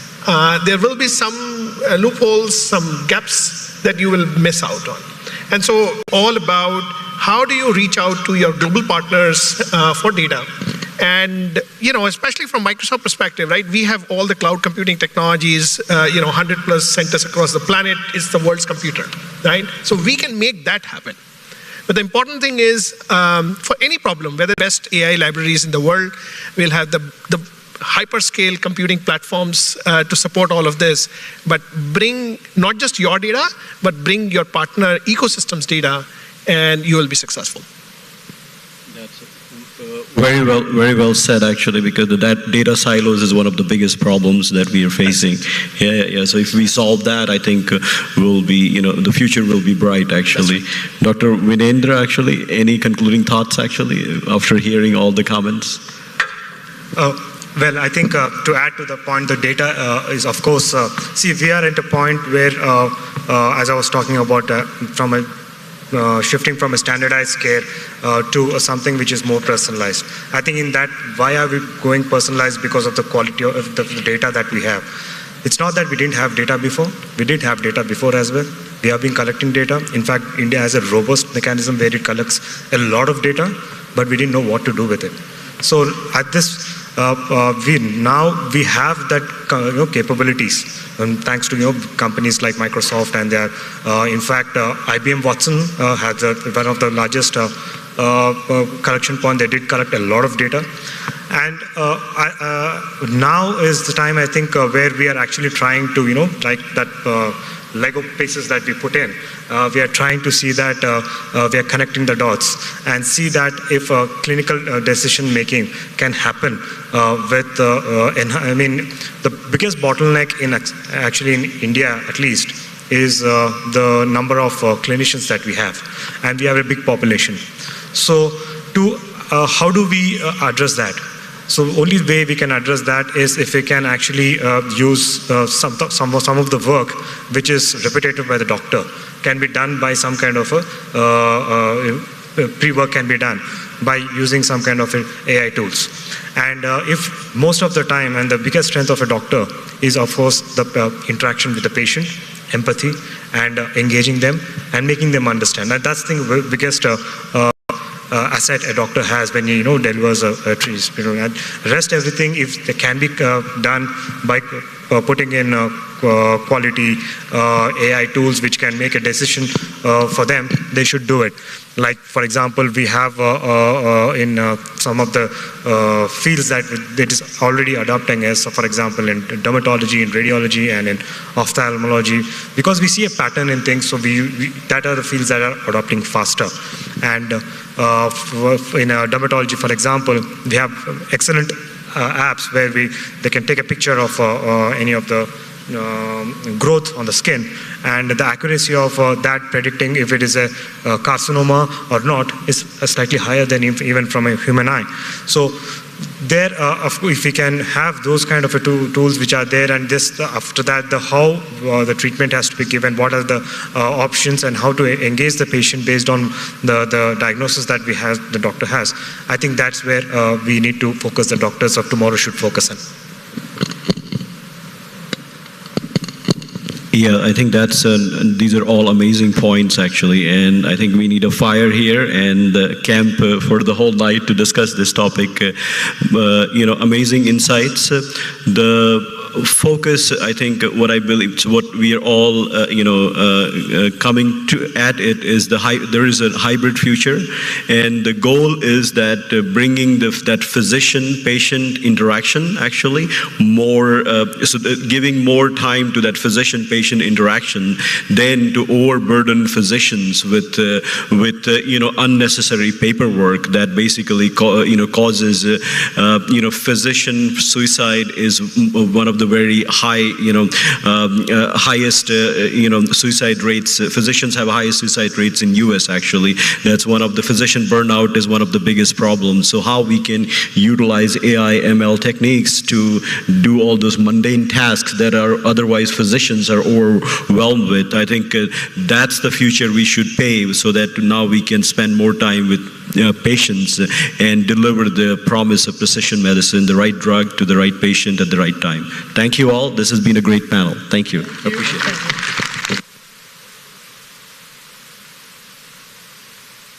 Thank you all. Thank you all. Now I'd like to invite a few people onto the dais to present our panel with a few mementos. Professor Balram Ghosh, Professor Nirmal, and Mr. Manu. Mr. Shankar also.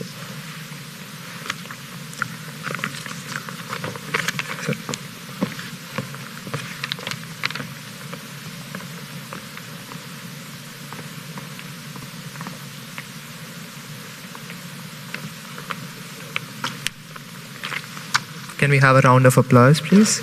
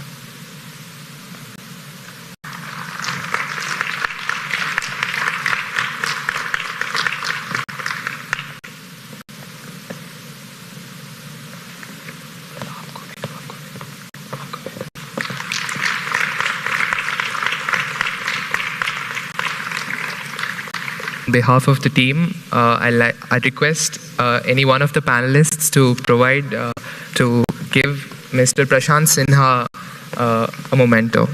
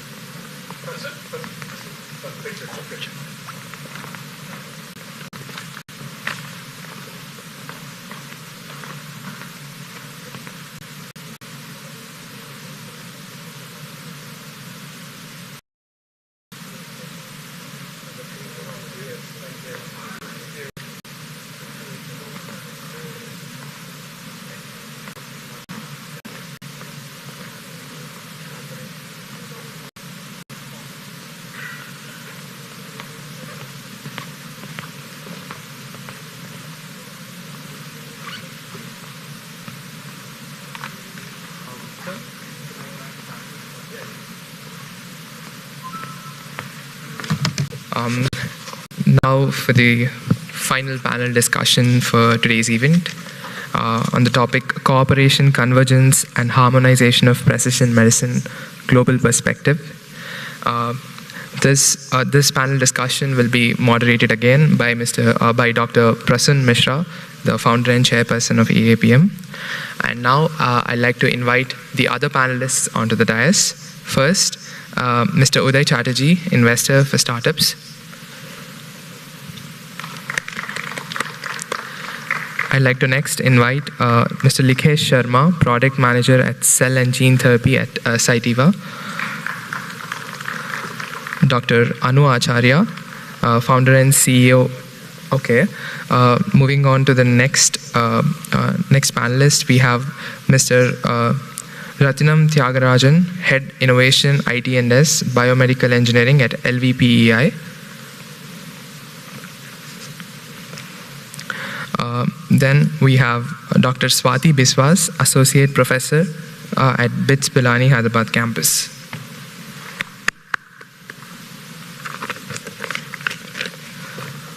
Over to you, Mr. Dr. Mishra.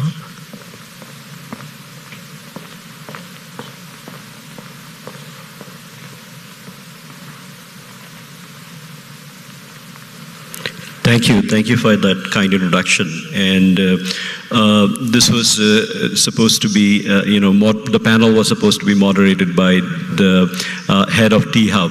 But somehow they convinced me to do it actually, because he couldn't make it actually. So I think the topic is very relevant for what we are doing as a non-profit organization. What our goal is to scale the promise of precision medicine throughout the globe. So what we are trying to do right now is we are bringing the learnings that were made in the field of precision medicine in US and in other parts of the world to basically scale it globally. So we are trying to set up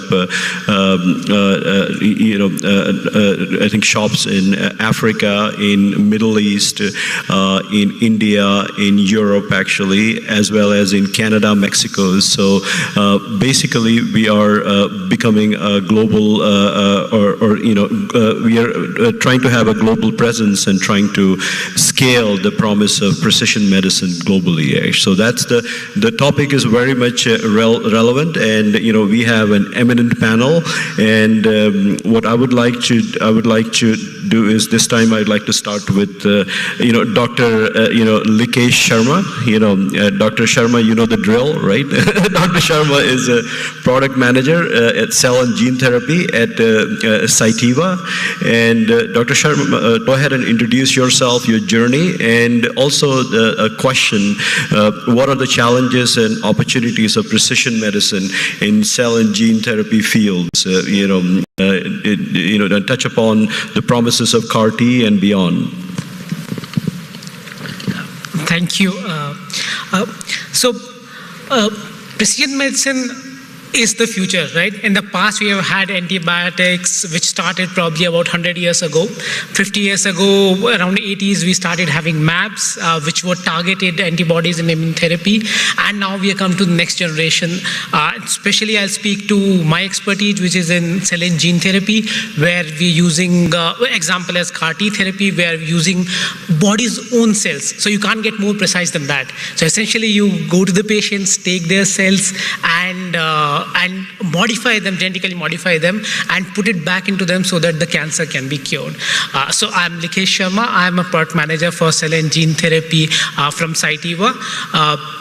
I finished my PhD about 5 years ago from IISc Bangalore, and since then I have been with Cytiva, which has a long history of innovation and going with times, from our brands like Wattman and Amersham through GE Healthcare, and now we are part of Danaher conglomerate.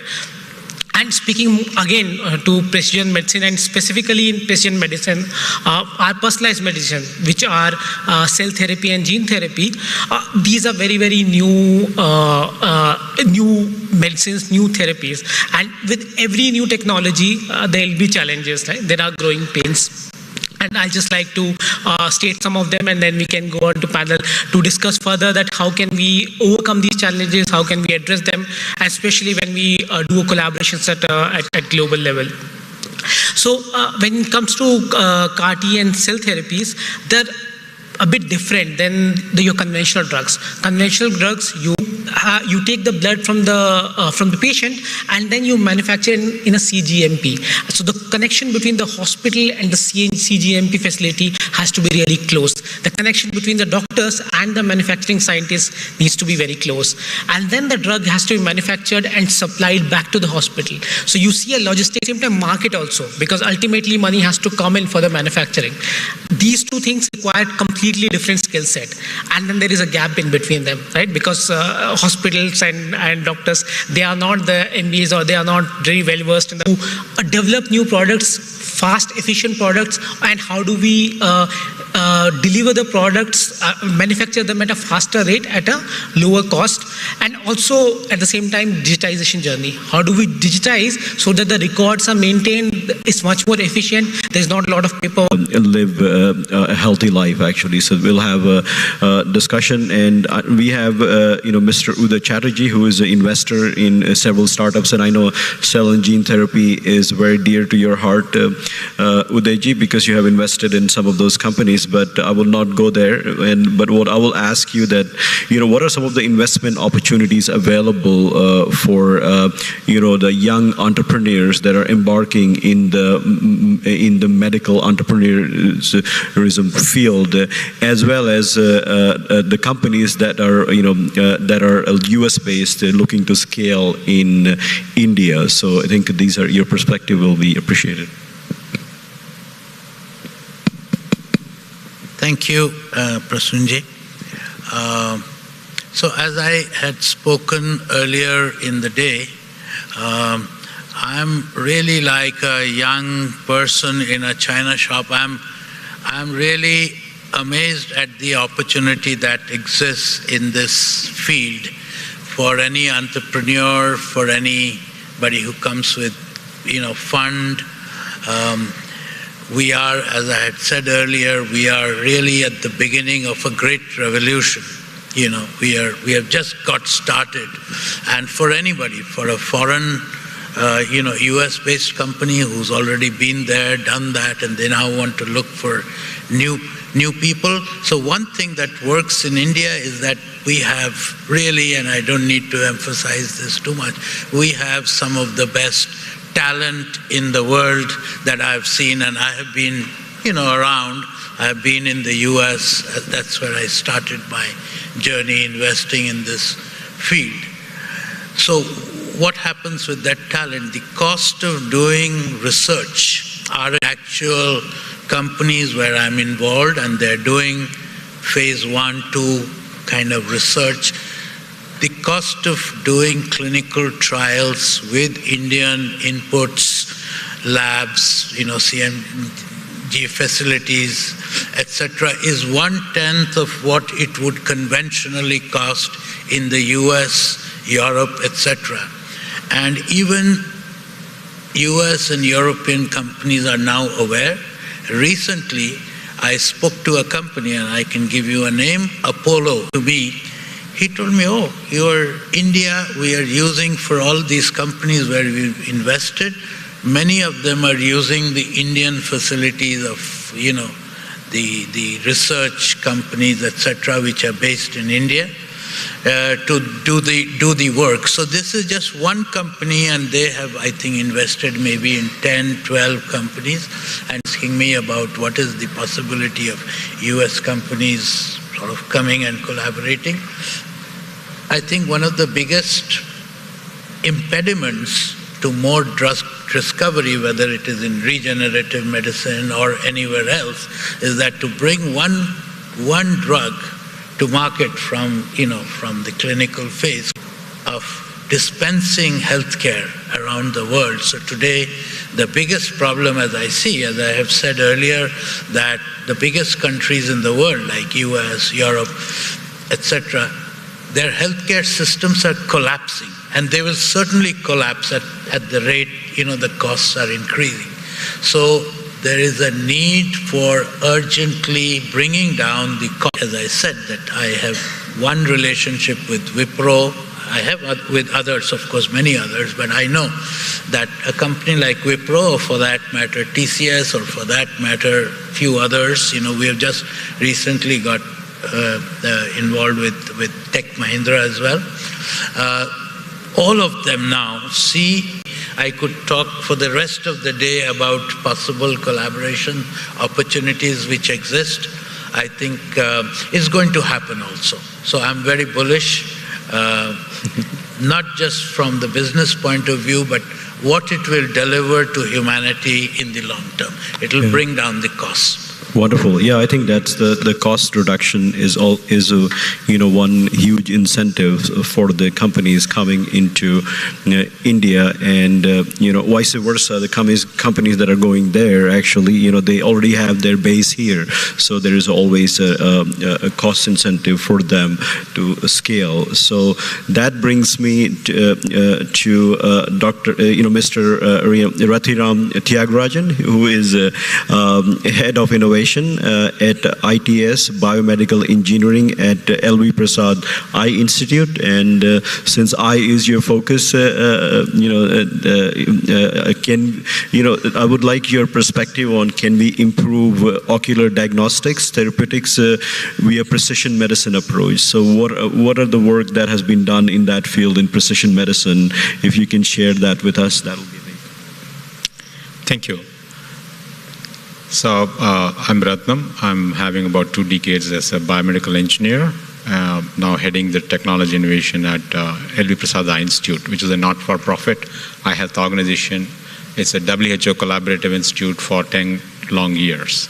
So we have 230 centers across villages and 25 plus secondary centers across small towns and all that. I've also been part of the technology team, working with a genetics team who were part of the genome project in 2003-2005, who were doing the part of eye ophthalmology part of the genome. So one emotional anecdote I wish to share, since some of the students are here who would be excited. Genetically, we found that a couple who were congenital marriage, having a risk of having a tumor for the child, very high risk, because both of them have the same problem. So they were advised that if they want to have a child, they have to be very careful. They have to take the, continuous diagnostics. And so after some time, 6 months, they reported that they were going to have, and so they were on continuous monitoring. Ultrasound were taken every month on month, and the baby formed and the eye was formed, and in 6th month they noticed that there is also tumor inside the eye. So advised to have a premature delivery. So at the end of 7th month, premature delivery was done. Baby was brought within days. Eye was operated, tumor was removed, and the baby has later grown well and gone to the school, right? So this happened 10 years ago, not today. So there's a lot of good things happening. Only thing is the visibility wasn't there. So my colleague, Dr. Kumar, at that time said there's a lot more is happening in terms of the prediction medicine and the implementation of it. At least in ophthalmology, I'm aware of such anecdote stories coming day in and day out of that. So coming to the diagnostics, many were talking about precision medicine, more on a genomic basis and on cell biology basis. We also do have a stem cell research going on in that direction. We have pioneered SLET, which is simple limbal endothelial transplant, which in a single sitting for an acid or alkaline burns, the limbal cell can be put on with a hard contact lens, and the things can be cured in a single sitting. Otherwise, they need a corneal transplant. And this was pioneered, and we have issues in getting that as a prescribed model by ICMR and other things. So, because understanding of the precision medicine, how it can be delivered, is not very uniform across the different agencies. But such kind of data collection is important. So one of them were mentioning about, the data is not there. Many of the hospitals, the data is not there. They don't use EMR. My team I have won a NASCOM KPMG award for the best EMR, collecting a very structured data and a very cost-effective, meaning time efficient and all that. But I was working with one of the top of the IT company in India. So they also do a similar EMR project for government hospitals. So I asked them to demonstrate the EMR. So the EMR is having the patient demographic data. Then there's one text box, diagnosis. Then there's a second text box, prognosis. Third text box, treatment. And the doctor pin and sign off, that's it. I said, what is this? You're converting the paper into electronic form, but you don't have a structured data. So he said we did develop a very detailed one, but adoption by the doctor, especially in the government sector, is very challenging, and this is the workable model we could arrive at. So the data can be captured like that, but I'm sure experts here would agree that AML can work with such kind of data warehouse and data lakes. Of course, there will be curative issues.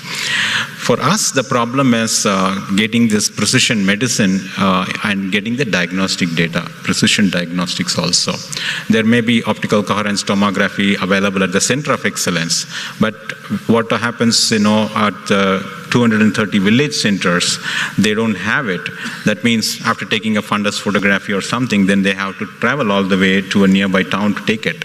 So how to reach this precision diagnostics to that level, either by telemedicine or by what method? So one of the recent experiment what we have conducted is with neonatal ICU, 16 babies, few days old. It's Rajgangapur, so they can't travel. It's a very long distance to Bhubaneswar. So what we did is we took this ROP camera and our telemedicine platform. So through the telemedicine platform, the doctor administered, and 16 babies were successfully screened and advised the treatment accordingly. More than the babies and their parents and were healthcare workers on the field, the doctors were excited. I could do that. For those 16 patients, 16 babies, few days old, I can do this precision diagnostics and provide the treatment to these babies without need for them to travel all this long. So from our side, we look at how this precision diagnostics can be developed along with other parameters, which many of them talk in the two panels. How do we develop that so that those data can flow from the far remote corner to them, and with edge computing where they don't need to have a huge bandwidth to upload all of them and get it back. And that kind of a data can be acquired, then the precision diagnostic can be delivered right there rather than expecting them to travel, which is again a challenge for rural India. Wonderful. And very exciting, actually. So you're basically covering a very, broad, array of solutions and, R&D, actually. So that brings us to Dr. Swati Vishwas. She is your own associate professor at BITS, Birla Institute of Technology and Sciences at Pilani at the Hyderabad campus, and she is very well, involved in the, nanomedicine field, actually. So Swati ji, so as you have extensive experience in this field, can you elaborate on what are some of the highlights as well as applications of nanomedicine in the precision medicine field, actually? Hi. So yeah, it's great, listening to all the talks from the experts, and yeah. So just as a brief background of myself, I completed my PhD from Wayne State University, Detroit, and then postdoctoral fellowship in Northeastern University, Boston, and then I moved back here in India and started my own independent research career here. So that's about 9 years ago. So far what I have done is the research on nanomedicines.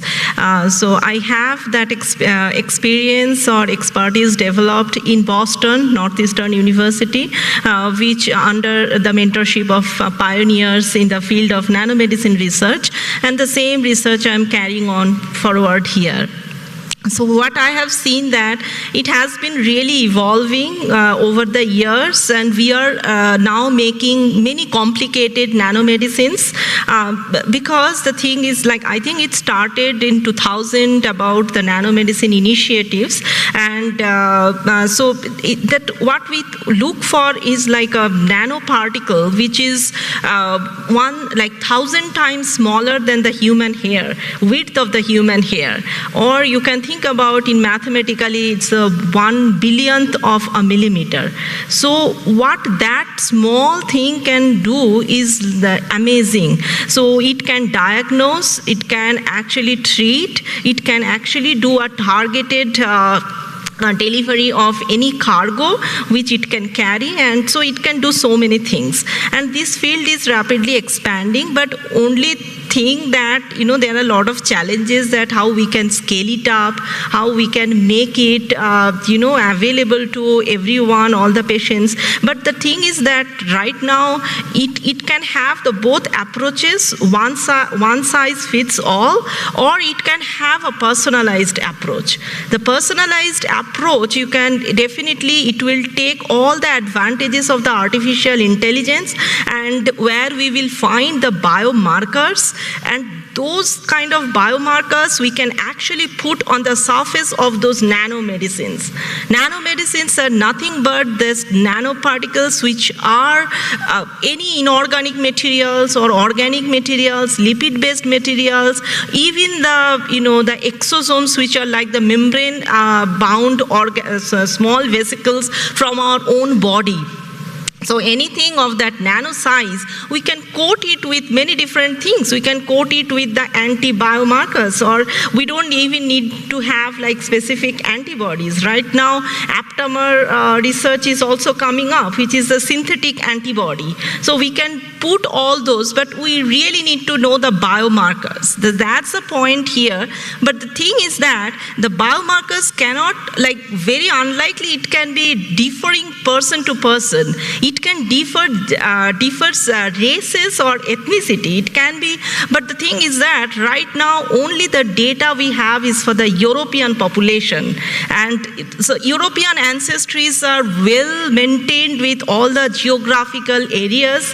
So we know about all that. But when it comes to Africa, we know only about blacks and African Americans, and India, and it's like Asians are nowhere geographically specified. So right now, far to the personalized medicine, we have to go to the point of racial or ethnicity, so that at least we can take those populations and see what are their markers. Why this is not being responded by us and being responding very well by the European community. So those kind of marker analysis needs to be done. And of course, as Dr. rightly pointed that T cells and all that, we are culturing from the human patients and doing it in the culture. So much connection is required with the hospital and this. But then the thing is that if we can do with the nanoparticles by changing the surface, that will be wonderful. We don't need to take the human cells. We can do with the nanomedicine. So this is like very emerging field. We have an investor, we have an institution head, we have a scientist. We put, and I think I can wear a couple of hats myself. So how do we put our heads together? So the first question could be, so all the experiences that you had, so far,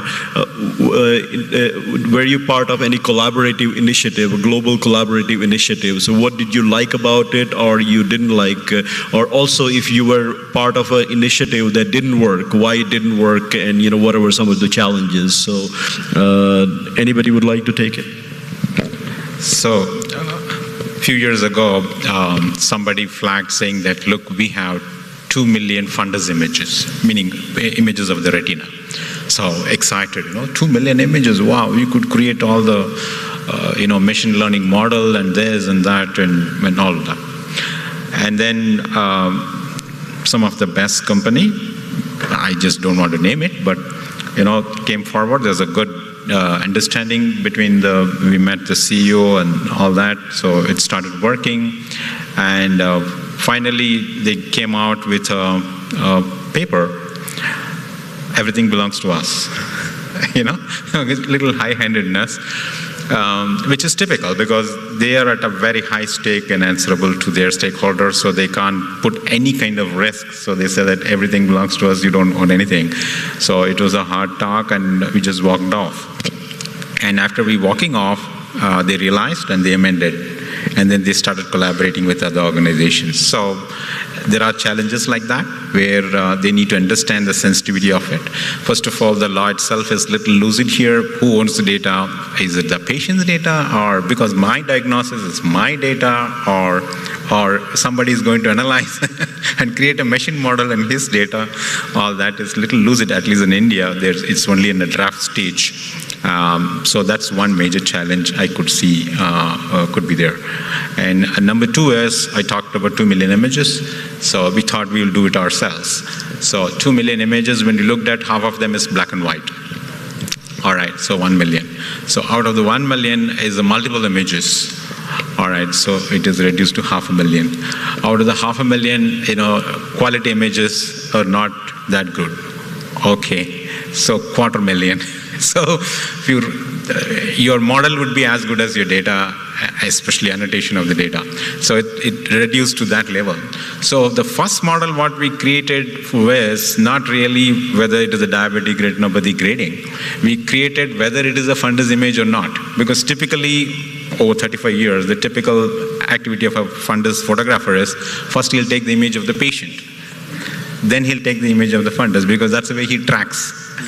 So first, the model has to identify whether it is a fundus image or not. It will tell that, no, this is not a fundus image, give me a fundus image. Number two, it will tell, no, the focus is not good, give me another image. It will tell the intensity is not good, take another image. It will tell there are artifacts present, take another image. It will tell the geography what you cover, the macula and the optic disc is not covered, take another image. So we have to develop those models first to get a proper image. And then we went in for the diabetic grading, and then more than 90% success with, it shows the grading, whether it is a serious one to be referred or not more serious, just ask them to maintain a proper diabetic sugar levels and kind of thing. So that is the journey we have to go, and that is what we are implementing in the Vision Center and 230 plus centers. So the patient who comes, they take a photograph. First of all, because we may not expect a top quality photographer sitting there. So first we have to, real time, we have to see whether the quality of the photograph is good. And after that, check that one and give the diagnosis. So those kind of challenges we were facing while we were trying to develop such models. Wonderful. Any other takers? One of the global corporations which we take pride ourselves is CCRM Cytiva. So CCRM is an organization about founded in 2016 with Canadian government and Cytiva collaboration. So there, Canadian government saw that cell therapy is going to be the next new thing and next challenge in cancer therapy. And the cost of cell therapy is really, really high. It goes in $300,000. People are trying to bring it to half. That itself is becoming challenging. And you need to have a lot of data at each and every step, because any mistake in documentation might result in a patient losing the therapy and therefore losing his or her life. So therefore, making an efficient data process which is free for errors, where you can always look at the deviations, that's developing that kind of platform. So 18 different nationalities, from starting with Bangladesh, Afghanistan, which I have seen before, but this time I saw more people coming from Malaysia, Philippines, etc., etc. So much so that they have special people, on the campus who take care of these foreigners. And this scenario, a friend who is a Harvard fellow, and he is in India, and he just wrote to me, because he's going to come and meet me, that he's going to have an eye procedure done in Delhi. So what I'm submitting here is that at one end, we are talking about opportunities. India can be the kind of healing center of the world. We can heal more than 1 million people, maybe much more than that, if we can create infrastructures.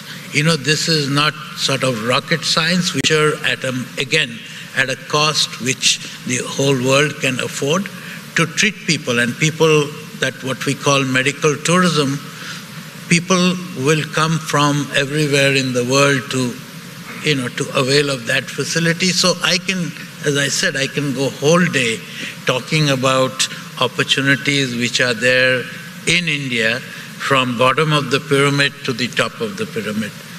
Thank you. Thank you. So I think, I already got a warning about the time constraints. So I would ask you to give just, a few words, the lessons learned in your collaborations, actually, just briefly, starting with you, Madam. Yeah. Yeah, I actually collaborate with a few pharmaceutical industries, so that actually helped me a lot to understand what they require, because sometimes, like in academia, we go to very abstract thing and very unlikely that this can translate to clinic. But when we talk about this in industry, so they think about the profits, they think about many other things, that how it can be translated very quickly. So that kind of essence we get. And I have collaboration with Sun Pharma Advanced Research Company. So I think they are pioneer in nanomedicine research, and with their marketing of Lipodox, which is the liposomal doxorubicin, the generic product of Doxil. So I work with them how we can improve the efficacy of that. So which is really good that they actually, had confidence on academic people to take the idea so that they can implement it further. So likewise, there are some of the sustained drug delivery systems. So that also, So I think it is pretty helpful to collaborate with other people, so that at least with the industry, for the academic people, so that we can actually connect that bridge.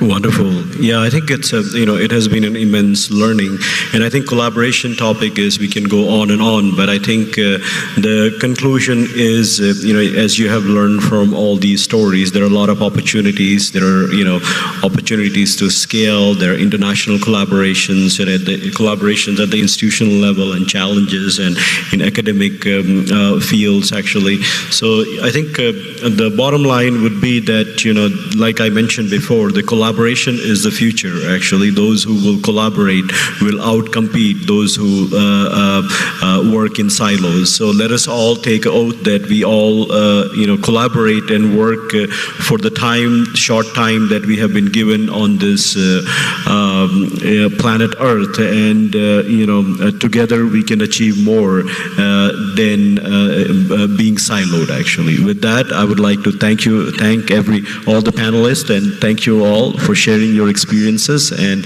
thank you all for staying. Sorry about the agenda running a bit late, but as we call this Indian Standard Time. Thank you very much.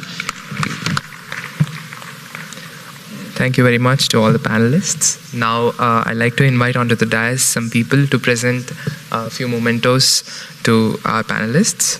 Firstly, I'd like to invite Mr. Raghavendra Gaud, GM, Cytiva India and South Asia. Applause, please.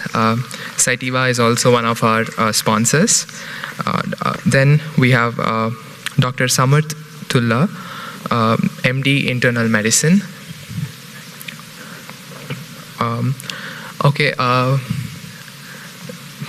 Please, ma'am. Samatha. Sorry, ma'am.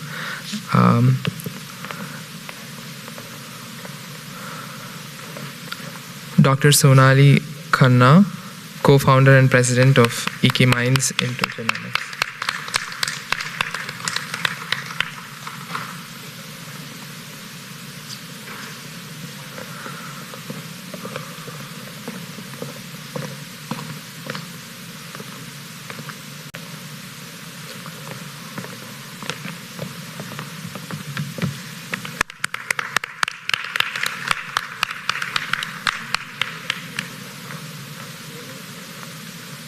Thank you all. So finally, I would like to conclude today's meeting by thanking all the speakers who could make this engaging and informative. I'm sure a lot of us have been motivated by today's conference and hopefully see more people involved in precision medicine. We also like to thank all the attendees for taking your time out of your busy schedules and attending